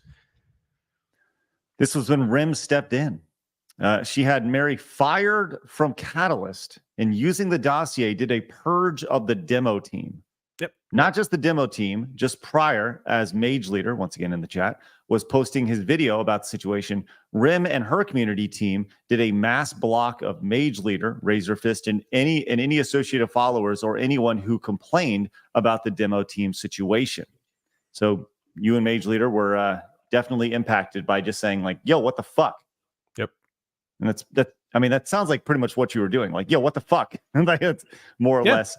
This doesn't seem right. And they used, as if you'll pardon the turn of phrase, as a catalyst, they posted sort of I don't know what to call it. It was like a statement of ethics or like a company-wide policy statement on their official Twitter account, which again, go look how many followers they have. No one pays attention to the Catalyst account, right? It's really, really small.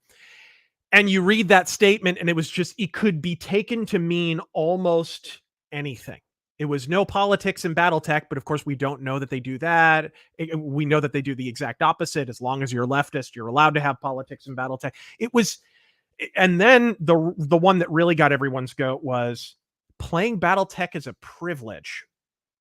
Something like that, and you will have that privilege revoked if you violate one of the company's policies and things like that. Anyways, they post this statement, and I think what they did was, I think that statement was deliberately worded in a way that it was going to aggravate certain people.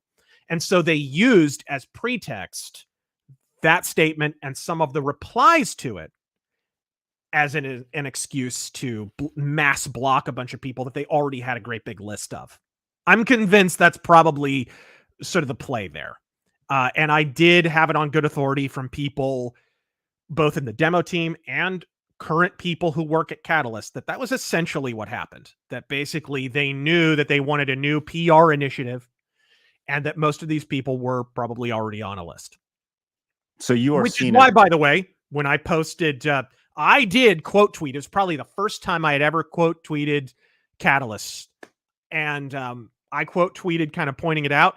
It wasn't even an insulting tweet. I forget exactly what I said, but it wasn't even particularly snarky.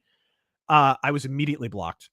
And a bunch of people who responded to me were like, what's this account? Why am I blocked by it? What is it? People who hadn't even interacted with Catalyst, people who didn't even know what Battletech was. They clearly had used a block bot to go through my followers probably through Mage Leader's followers, probably through Blaine Lee Pardo's followers, and just instantly it was like, execute Order 66. They purged all of the Jedi in one fell swoop. You said you weren't even critical of them. You were just kind of making a statement. I think that's a really good like microcosm of like we've crossed this bridge with folks to where any sort of criticism is seen as harassment. Or if you get in the way of just saying like you said, yo, what the fuck? Like, dude, this ain't right. All of a sudden that's seen as harassment today. And that's how you get situations like this. But doxing doxing where they're in league with Catalyst, that's not harassment, because that's the whole reason this thing blew up, right? Several of the demo team members were being doxed. Different people in the Battletech community were being doxed by this person and being encouraged by Russell Zimmerman and people on that Discord, right? And again, people like Mike Stackpole are on that Discord. Randall Bills is on that Discord. And somebody pointed that out. Who are these people you're mentioning here? Authors, people who run Battletech through Catalyst. These are Catalyst employees. Got it. And when they pointed this out to the moderator of the Discord, they helpfully pointed out, hey, doxing is against the rules. Here's a list of your rules. They were like, okay, fine, they're banned. This Mary person, this moderator, banned them. And of course, in turn, she was banned herself. She wound up getting kicked out, and that's Rem Alternus essentially was behind all of this. Okay. So the author, you said Mike Stackpole, right? He's one of the guys? Yeah, he was in that server. He wasn't, we don't have evidence of him directly interacting with Volk, but, you know, because he's pretty busy writing books, I would imagine. But yeah, he was in that Discord. Well, here's a video. I don't know if you've seen this or not. This is from Digital Diversity. Battletech support trans rights for those who helped shape it. And there's a have you seen this video before? I've never seen it, but I know he's woke as the day is long. So, and you're going to see several authors here. We'll just watch a quick 30 seconds of this. Yeah. I am Michael A. Stackpole. Trans rights are human rights. Hey, I'm Brian Young. I'm an author of Battletech and a whole bunch of other things. And I'm just here to say, you know, trans rights are human rights. And Battletech is for everyone. Hello there. This is Russell Zimmerman. You might know. Now, Russell Zimmerman. Undercity. Russell Zimmerman was complicit in the doxing of that demo team member. Remember this as you listen to this. This guy was encouraging Volk in their doxing attempts. Shadowrun, Vampire, Battletech, or something else entirely. But no matter what world I'm writing in, no matter what game I'm writing for, there's one rule that's a universal truth. Trans rights are human rights. That's the one rule, by the way. That's the one rule of human existence, folks. Did you know? That's the only rule. The only rule right here. Yeah. So hang in there, dudes, dudettes, and duderinos. You're not alone. Oh, how dare he not include they thems in that? Yeah, I only heard dudes and dudettes. It's not very inclusive. I think he just assumed his audience's gender. It's really upsetting to me. Really upsetting. But let's go and continue with this thread as there's more here. It says Rim continued to move in on her own demo team members, and Catalyst formally took over running the fan-based Discord server. She had Volk reinstated. He was later removed for unknown reasons. Yep. Strict rules came in. No critique. He was later removed. I mean, let me just add to that. Volk was removed when videos like mine and Mage Leader and other people came out and put Catalyst on blast for this, put Rem Alternus on blast for this. They thought they could get away with this because no one was paying attention. And when people like myself and others in the Battletech community pointed out what was happening, they quietly let Volk go and just didn't make a public statement about what had gone on. Even though, again, Volk's not really the problem. Russell Zimmerman encouraged this. This is a Discord.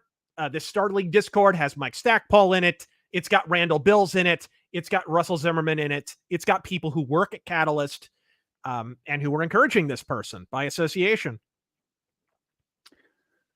So Valk got put on. Valk more or less. It was discovered that this was happening, and then the pressure got too hot from y'all just more or less calling it out. Yeah. Okay, so then strict rules came in. No critique of Catalyst or Battletech. What? No critique at all. Yeah. That's how do you not critique this? I don't. That doesn't make a whole lot of sense. Mary's husband was also banned, which was crucial because I forget exactly what capacity he worked in, but he was actually even more closely associated with the franchise than she was. So when she got fired, it was going to be a huge issue, and of course, it wasn't much longer that he was even there. They wound up getting rid of him too. And Mary, once again, this is the Catalyst employee who served as the liaison and moderator for the Discord demo team right there. So she got fired, and then Mary's husband got banned from guilt by association, more or less. Probably he voiced a protest. Yeah, who knows? Right. And then Grummz finishes up, says, this, you see, is the power of that community manager's wield. This is a cautionary tale about why gatekeeping is important.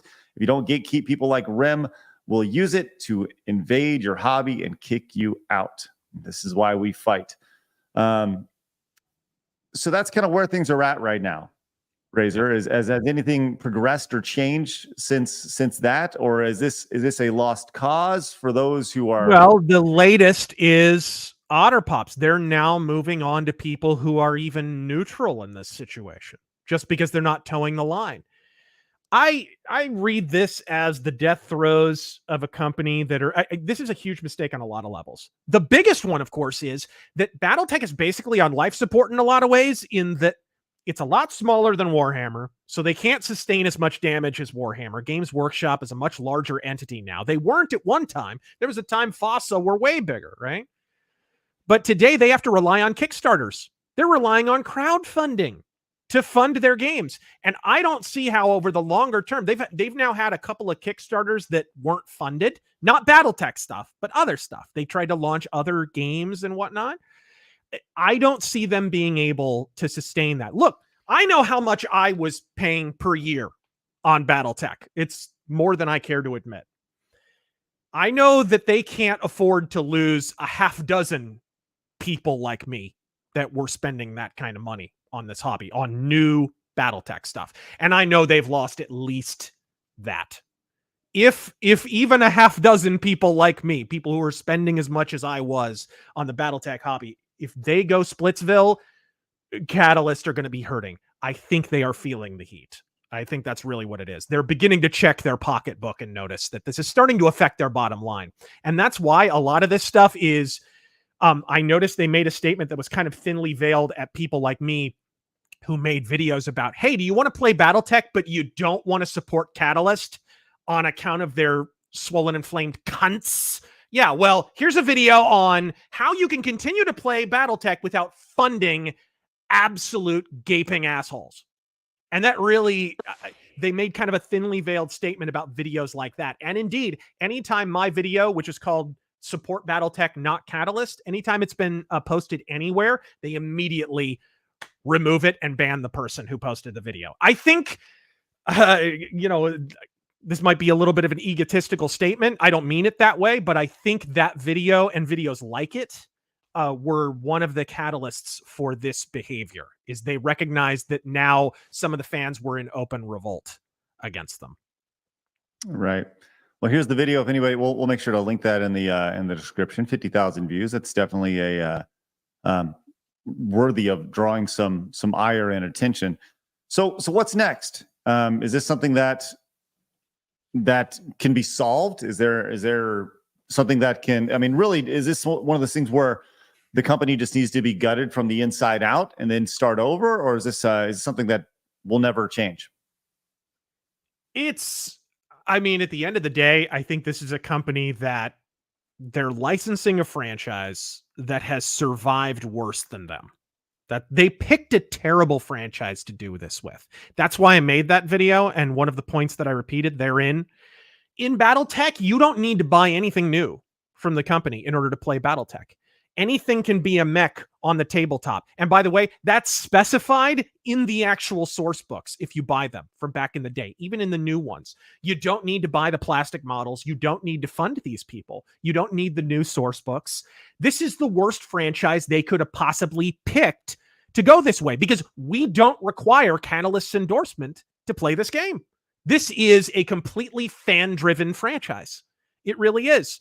I recognize, look, I'm a defender of IP and copyright. I certainly recognize their legal claim to print Battletech stuff, at least as long as they're solvent, which isn't much longer if they keep behaving this way. But at the end of the day, the fans get to drive the conversation. The fans get to drive the franchise forward.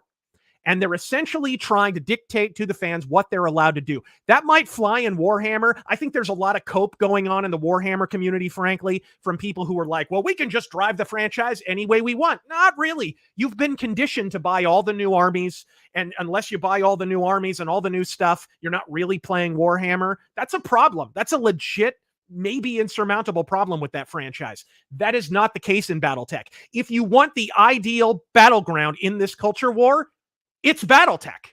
You don't need Catalyst at all. You can sever them from this equation entirely and not miss a beat. And so videos like that, and like I believe Mage Leader made one as well, they're crucial in directing people toward Battletech and away from Catalyst. That will bleed them dry. That'll be a death by 1,000 cuts. And frankly, if their recent behavior is any indication, they're already on borrowed time to begin with. Cartography Prime came in and says, I'm a 30-year Battletech fan / player. I stick to my gaming group and a few small online groups online. This seems to come out of nowhere, shocks and angers me. I also feel helpless to do anything to stop it. Is that a reoccurring theme, Razor? Longtime fans who just are like, well, yeah, what the and they people feel powerless attached. Especially when you've been left alone as long as Battletech. Dude, I said something to the effect in my video of, we survived the Dark Age. We survived essentially the death of Battletech. I've been a fan of Battletech since the early 90s, right? When I played Mech Warrior 2 for the first time and played multiplayer Battletech and watched the cartoon, man, we've weathered some serious turpitudes here. We've weathered essentially the death of FASA and the franchise by association. When I made my first video talking about Battletech, the franchise was dead. Catalyst had the license, but were doing nothing of consequence with it. And their early efforts were not particularly well received, right? This fan community knows how to endure. So this is what I mean when I say this is the ideal front on this culture war in a lot of ways, because Battletech is so fan-driven. It was kept alive by the fans when Catalyst weren't even in the equation, when Tops were completely ignoring it and Microsoft weren't making video games about it. We, the Battletech fans, were still talking about it, talking about the lore, and that's how these YouTube channels immediately started. And I have to make some pointed remarks at Battletech fans on YouTube who have channels and are saying nothing about this.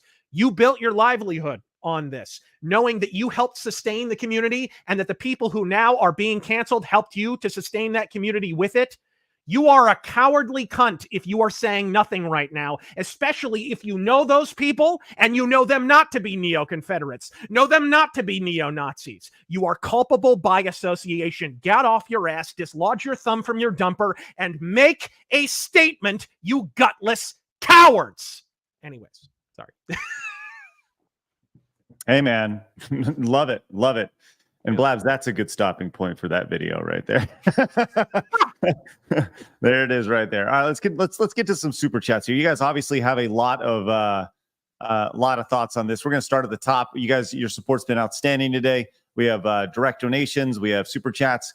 Let's start with Zach Morris over here for 1959. Hey, reporting live from Bayside High. That's right. Where's Mr. B? Says, if it pleases and sparkles, rate the Mass Effect ladies from best to worst. You don't have to include Mass Effect Andromeda. No one cares about that. Are there ladies in Mass Effect Andromeda? Zach, Razor, would you like to rate the ladies from Mass Effect from best to worst? I'm trying to think of all of them. I always liked Kasumi. I always liked Kasumi because she's a thief. I wish she had more dialogue and stuff. But yeah, I'd probably put like Kasumi followed by Miranda. No, you know what? Kasumi followed by Ashley. I like Ashley Williams. Followed by Miranda, followed by Liara. Sorry, I'm not a Tali person. I apologize. I know there's lots of people who like Tali, but I'm not one of them. And I'm trying to think if there. Oh yeah, Jack is in there. Jack's okay actually, but probably should have put her higher on there. But I'd probably put Jack in there. I'm trying to think if there's anybody else. I don't think so. Micah came in and says, playing Battletech PC game and about to know how they're messing with another hobby. Tuesdays. Thanks, Mike. Appreciate that. Scarfy came in and says, the woke propagandists are always drawn to a popular IP with actual heroes. Chief Cruin says, hey, Razor, I just happened to discover Striper and love them. Also, do you have any connection with Tex and the Black Pants Legion, their lore videos? Love Tex, talked to him many times. Love his channel. Yeah, he's a fan. He pops in with a super chat every so often on my streams. So yeah, I'm a big fan of Tex. Other side of the fence says, if you don't get that, you guys are lame. I can't say the N-word. Sorry. Other side of the fence. Kyle came in and says, yo, Razor, I'm moving to Arizona after I become a diversity hire for an airline. What's the best rural city to live in Arizona with money in it? Ooh. It's tough. I don't know. Maybe Prescott. It's not really rural. It's the thing. If you're super rural, there's not going to be a whole lot of money there, right? But Prescott used to be the capital of Arizona. There's a lot of people there. Unfortunately, Californians have discovered it, but not as badly as like Phoenix or Tucson. So I highly recommend Prescott. And it's very Old Westy. They have a place there called Whiskey Row. And it's literally just saloons all along this street. And Old West saloons, some that are relatively unchanged since the 1800s. It's pretty cool. I love that stuff, man. That's so cool. Looking back at history like that. Oh, brilliant. Big Earn Video came in and says, Blabs say, just tell me about the fucking golf shoes. Yeah, what he said. All right. Oh, I gotta say it? No, you don't need to. It's okay. Lance says, a friendly reminder, never refer to women as dogs. Only Rosie O'Donnell. Thank you for that. Ocam Asylum says, Razorfist, I read my copy of Ghost of the Badlands and I need more. The artwork is incredible too. Happy I went with the monochrome edition. Oh, Godspeed. I'm so glad to hear that. I'm glad you guys are digging it. Emperor Creatine says, thanks for the support Battletech, not Catalyst video, Razor. Now I know exactly how to support the hobby while refusing Catalyst Bachal. It's a form of battle in Battletech. It's a meme. Okay. Mercenary says, guy who keyed my car is also from Chicago. Oh, sorry, Mercenary. By the way, I see your direct donation. Then good luck with your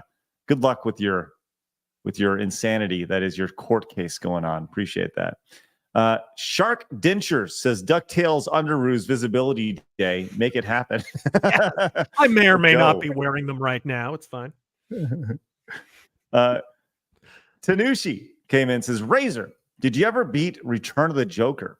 I've never beaten my copy legit, and I still own it as an original retail.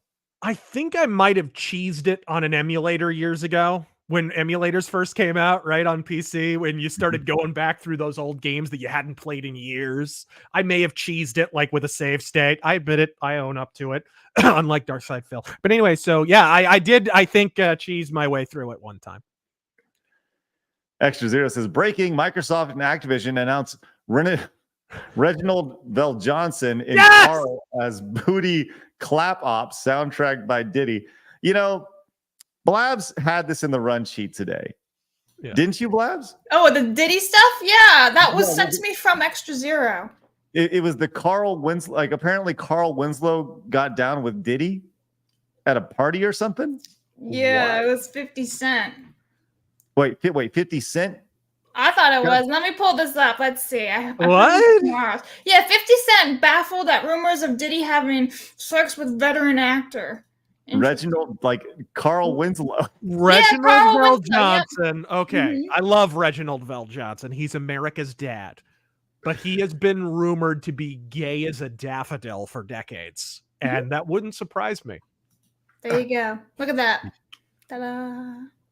Look at what? I'm just saying, like, look at that. Oh, Ta-da, no. the news. Look at that. BC says, can you think of any 10 out of 10 games? Some for me are Mario 64, Ocarina of Time, Resident Evil 2 on PS1, Symphony of the Night, Half-Life 2, Mario RPG, OG Sonic 2, etc. First 10 out of 10 game off the top of your head, Razor. Sorry. Whoa, that was a lot. That was way fast. What? Yeah. Sorry, repeat. You're the best, perfect 10 out of 10 game. First one off the top of your head. What do you got? Like a perfect game. Donkey Kong Country. Ooh. Original. OG. Super Mario World. Yeah. Initial C says, can confirm Funko Land had Mario and Duck Hunt for a penny, and Final Fantasy was like $5. Let's go, Initial C. You know what I'm talking about. Throwing those Marios into the wrestling ring. Tomac came in with a 10, says, Blabs, if you get the correct opinion sweater, I hope you get a Mega Milk shirt with it. What? I don't know what that means. I'm a little frightened to look it up. I feel is like that I just should like probably mommy milkers? Is that what that thing is? Is that like a reference to that? Don't know. I don't know. Moving but I on. feel like I should probably get that shirt, that sweater too. You know? You have you have big udders too, bro? Why not, bro? What? Did we have a meeting before the show about the bro thing? Was this? Did I miss something? Brethren. My brother in Christ. Kyle's got the hand motions going on here. Thank you, Kyle. Appreciate that.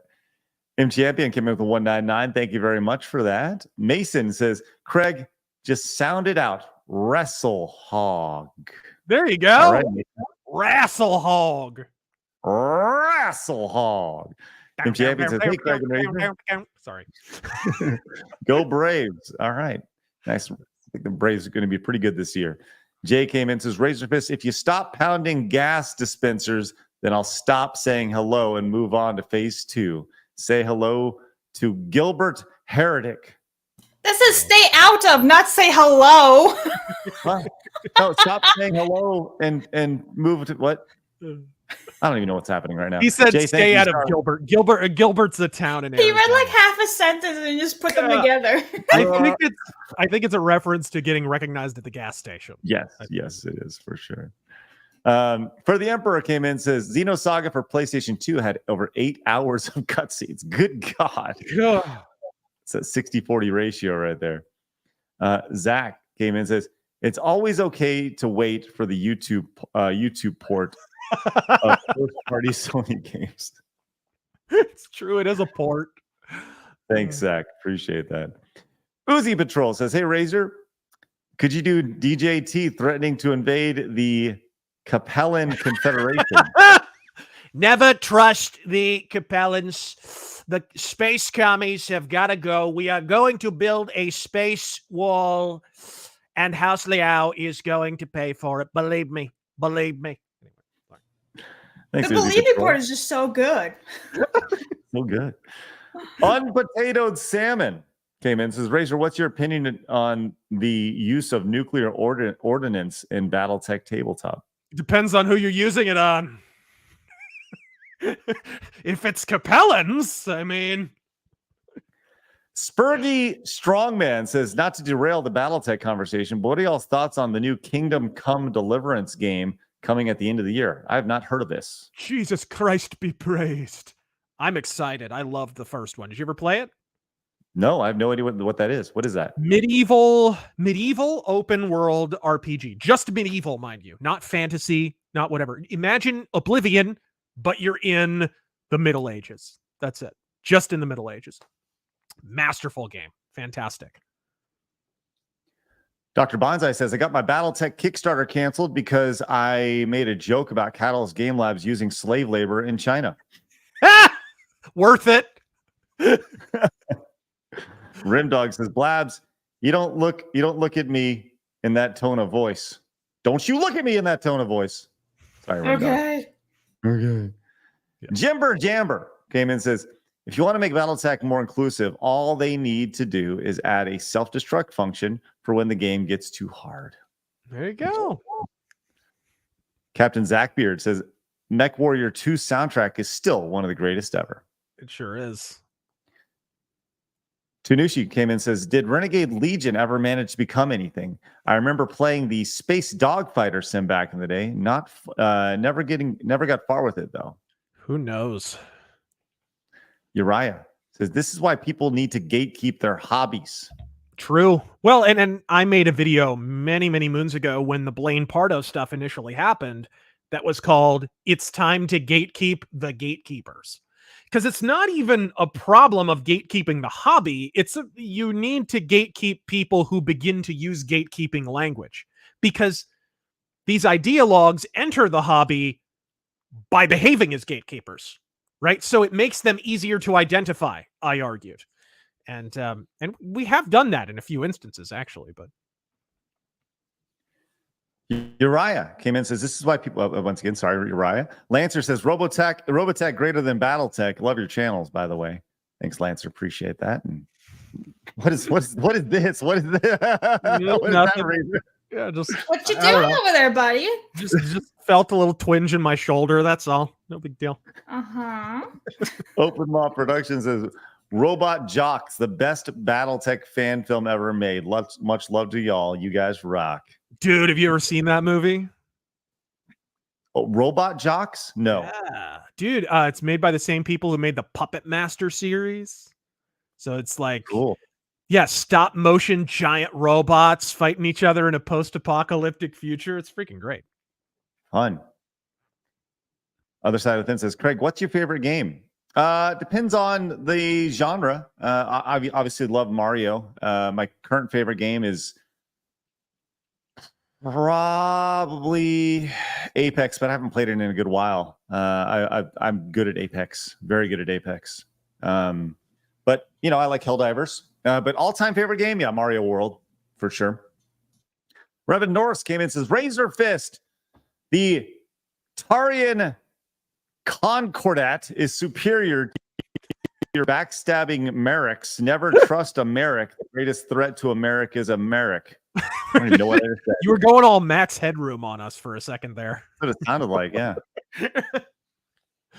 Thanks, Reverend Norse. Appreciate that. Methalus came in and says, Craig and Blabs, how much would it cost you to sing a duet of Louisiana Woman, Mississippi Man? $100 direct donation. There you go. God. Thanks, Methalus. Paladin Potato says, here you go, Craig. I changed my picture just for y'all. Look at that. He's oh, yes. Love that. The Yeti! The Yeti! There it is. Love it. Great stuff. Thank you so much for your support and going along with the gag. I am the Icarus, says Razor. Thanks for adding fella vag to our lexicon. I do what I can. I'm just planting seeds, folks. Just reaching for that rainbow. Rebound says fella vag. The word for this is repressive tolerance. Oh. Thanks, Rebound. D. Schwartz Krieg says, why is it that most liberal problems stem from pick-me's and soccer moms? Jay came in with the 20. He says, people need to realize that these cultists are out there. They can't be bargained with. They can't be reasoned with. They do not feel reason or logic or reality. And they absolutely will not stop ever until you are them. Thanks, Jay. And you are an awesome King Diamond album. And have a man badge, like you said, right? Yes. That's right. You'll sound like King Diamond after you get a man badge. Grandma! You got it. This is me. There you are. That's my voice. Hi, everybody. There you go. All There's right. two of us. Potato Salmon says, to be honest, we are the Battletech fans should start our own wiki and forum and gatekeep the Marxists. Yeah, go do it. Absolutely. The Garth Knight Return says, all these cultural commies are basically the Borg, assimilating spaces and supplanting the existing identity for one single hive mind. Richard came in and says, let's not forget that FASA was murdered at their height TV show, BT Centers Comics, by Harmony Gold's series of BS lawfare suits. What is that about? Yeah, Battletech from the beginning when it was so the guy Jordan Weissman who came up with the concept of Battletech had the idea for the war game. He's in Japan at like a business fair or something. And he already had the idea and the rule set and stuff for the war game, but he had the idea for giant robots and he wanted to get it out real quick because he kind of had some competition. And so he's in Japan and a business fair, and he runs into the people who had created Macross, which of course is the original version of Robotech. And he sees the robot designs and he's like, awesome, I have some capital here. I'll license the designs. I'll go straight to them. And so at this business fair, he gets kind of a handshake agreement and then they wind up formalizing it. Little does he know that even though he's paying for the license to these images, that they don't actually own the American distribution rights. They're double dealing. They're like selling them to a company called Harmony Gold who wind up making Robotech. So you wind up with two companies that have the same designs, and that basically kicks off 20 years of litigation, 20 plus years, really, because it only kind of soft resolved just a few years ago when they finally got the rights to use some of those mechs again. But mechs like the Warhammer, for example, are originally, they're from what here in the States we would know as Robotech, but in Japan was called Macross. They tried to do it the legal way. He just didn't realize that the company who licensed the designs didn't technically have the rights or something. They were double dealing. That's super interesting. Super interesting. Yeah. Red Strider came in and says, ordered a half dozen 3D printed mechs from Etsy. Is there a code phrase Battletech players who aren't identitarian nut jobs can use to identify each other? Can we make one? Right? Gonna have like homosexual code from the 50s. Like, have to have an earring in one ear or something. Yeah. Oh my gosh. Jay says the rewards for tolerance are treachery and betrayal. Yeah. Methylis says, Blabs, what's your shirt say? It's a Harry Potter herbology shirt. Thanks, Blab.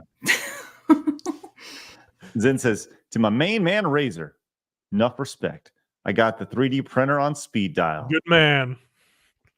Remdog says, issues 06 White Dwarf used to show how to kibosh vehicles before the nickel and dime. I think he said kit bash vehicles. Like slap them together. I thought he was trying to say like kibosh, like you put the kibosh on something. Yeah. You end it. Okay, sorry, Rimdog. Appreciate that. I'm good at talking. Viper came in and gifted a membership. Thank you so much, Viper. I can say that and greatly appreciated. Copper Owl came in with a 666. As Taryn and Antonio don't help Battletech with their confessions from the Cockpit book.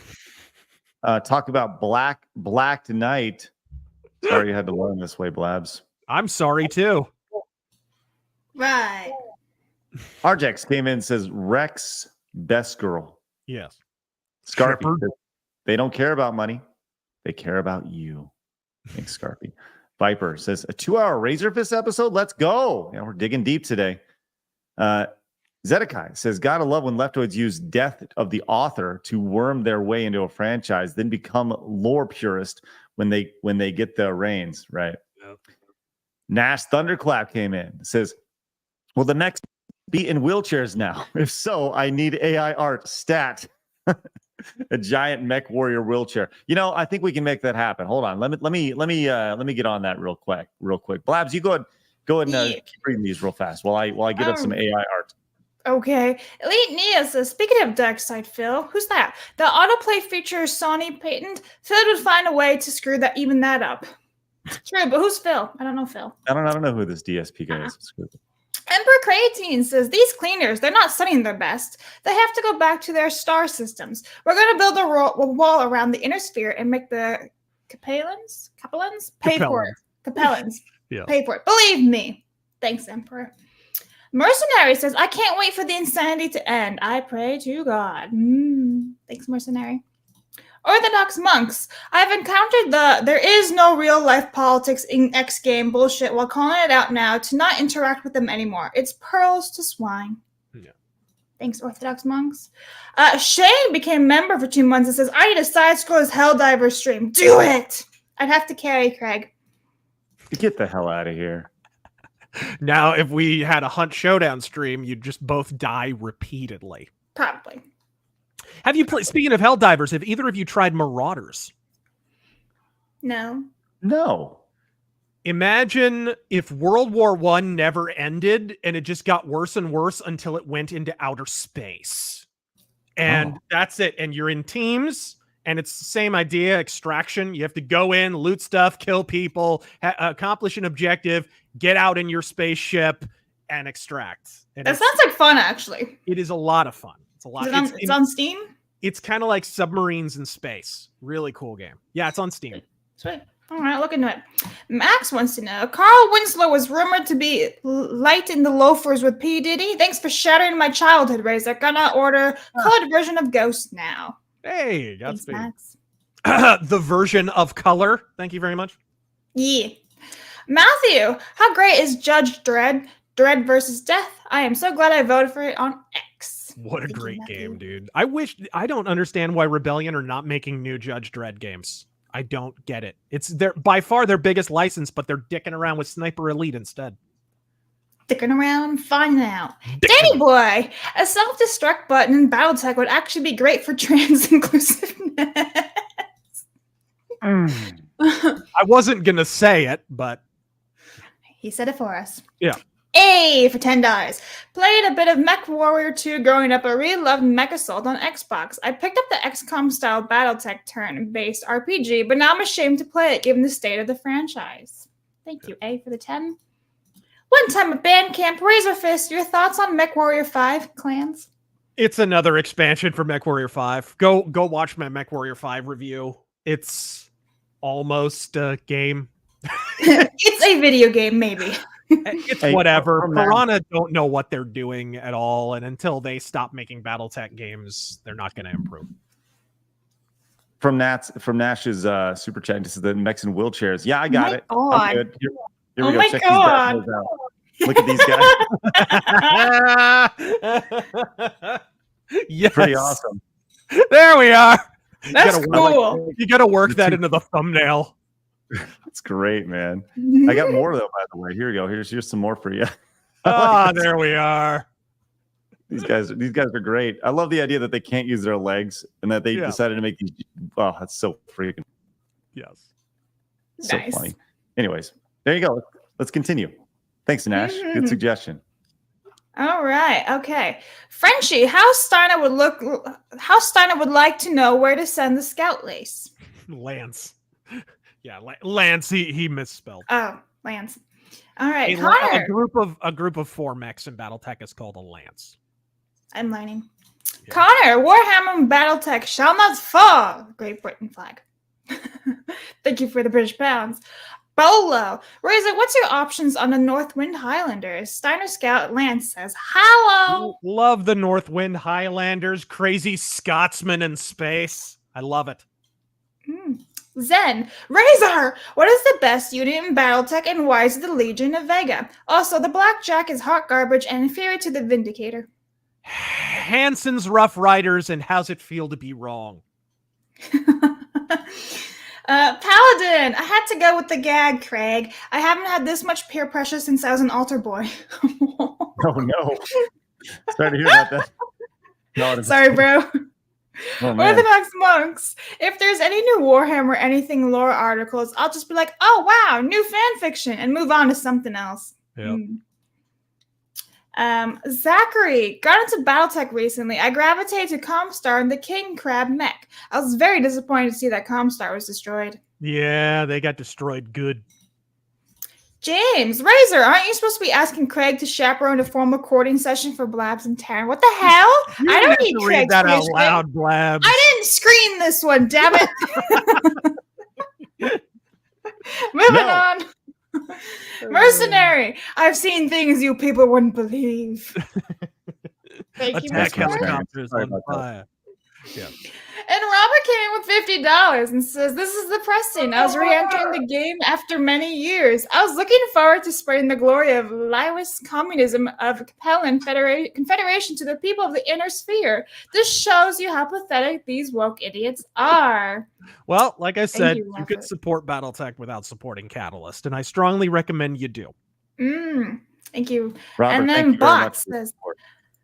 "Great Death Legion forever. Everyone else sucks." Thank you. All right. Hey, Donald Trump came in with a $5 direct donation. Kidding. Awesome. Thanks, man. Appreciate that, Donnie. Says, I love the games. I love building forts at night and calling my doodles and all that.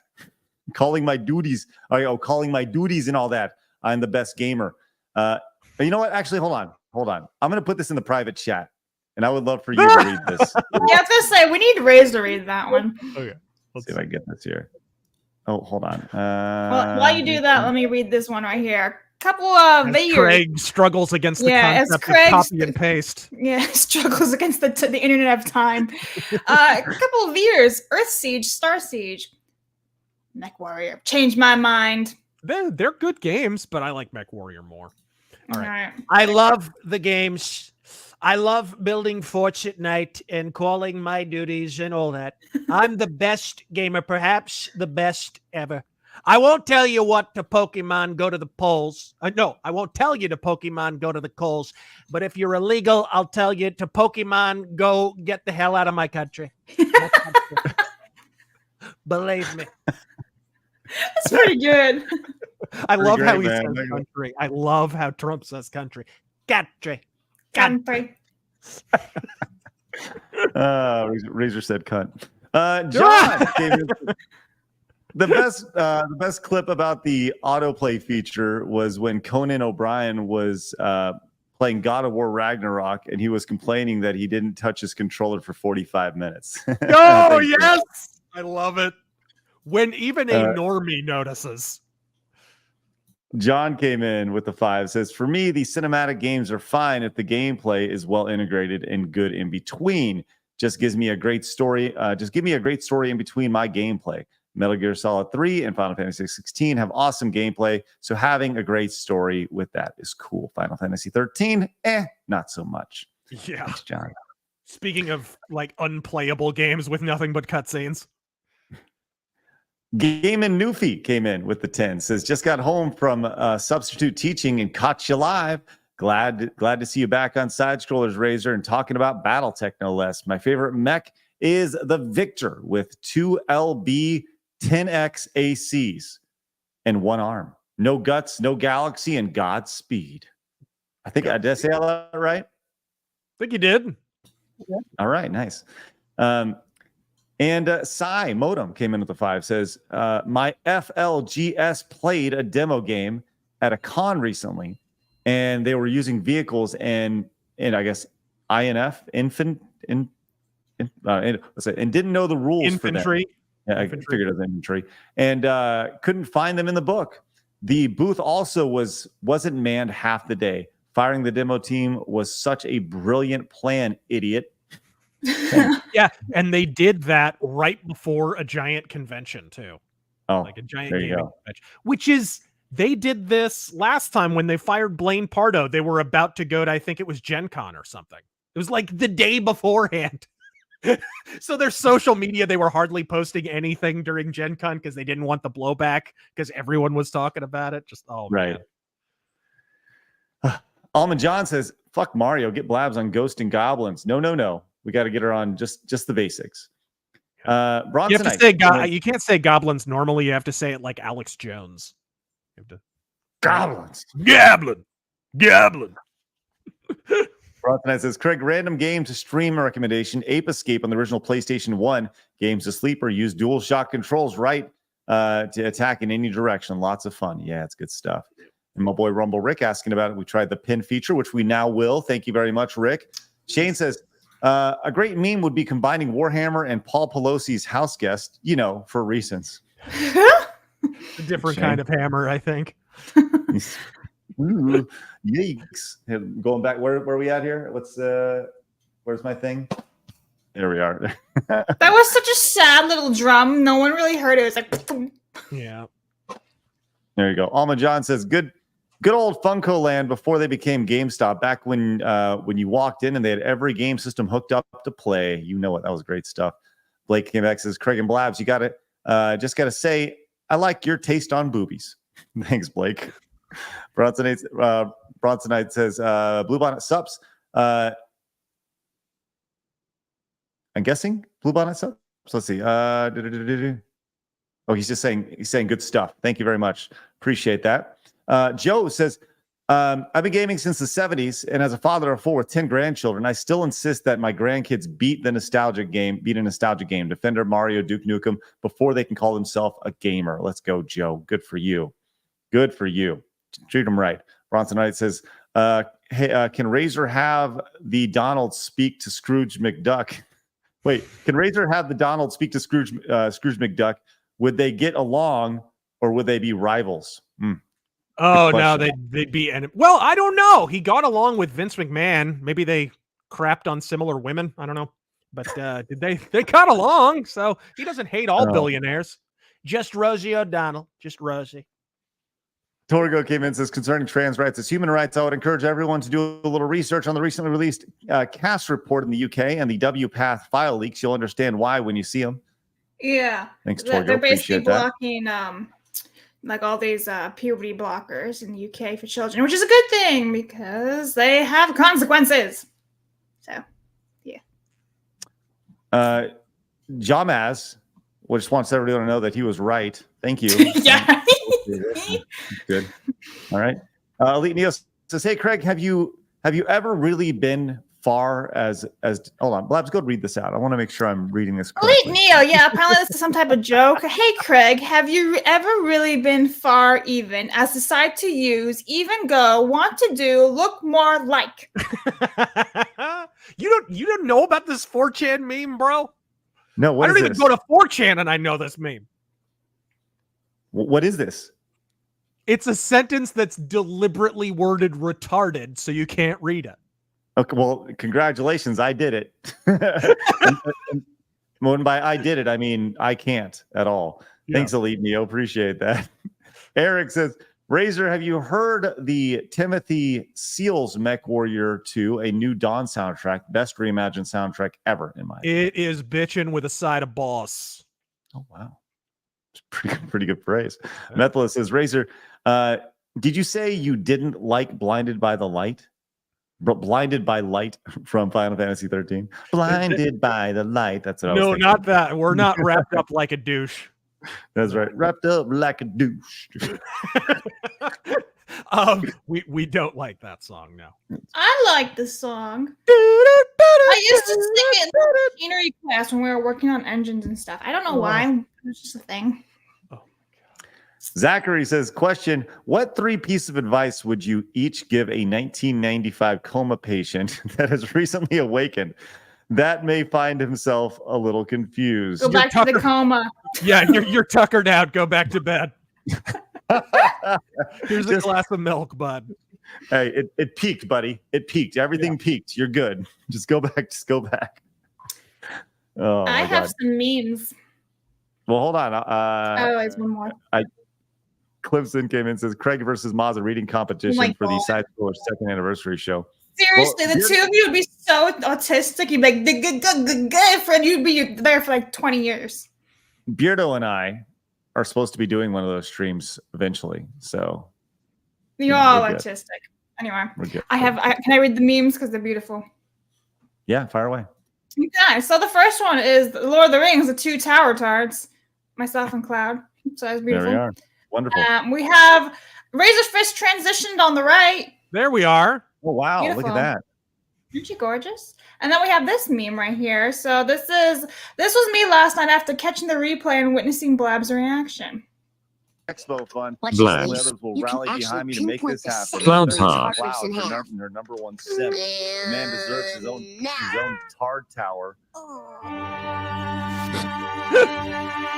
What's happening there?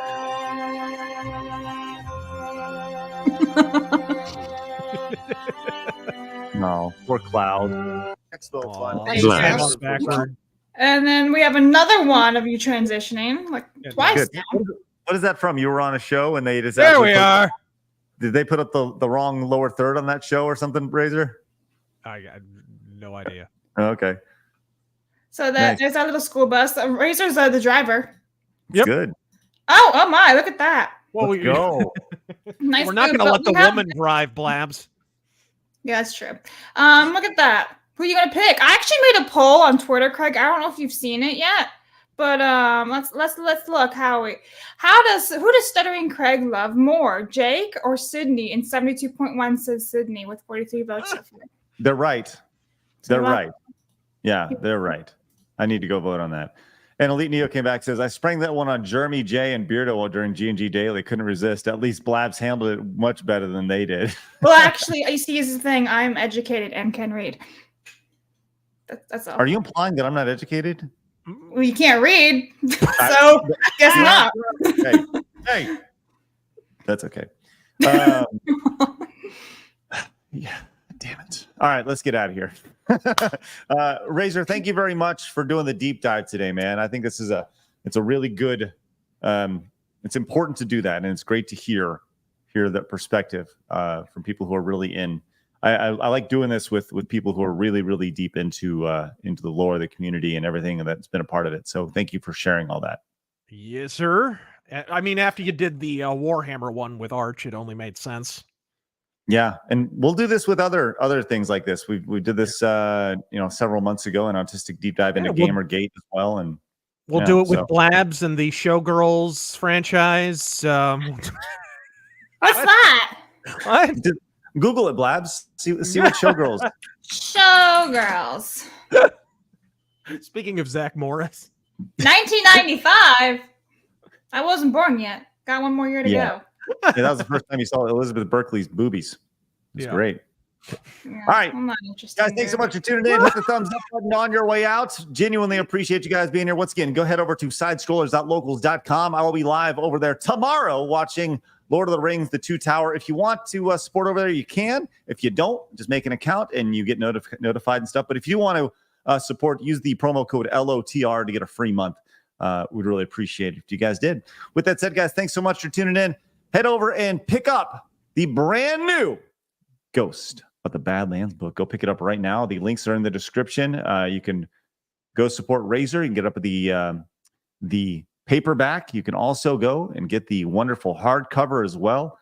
Go pick them up right now. Links are in the description. Razor, appreciate you popping in as always, buddy.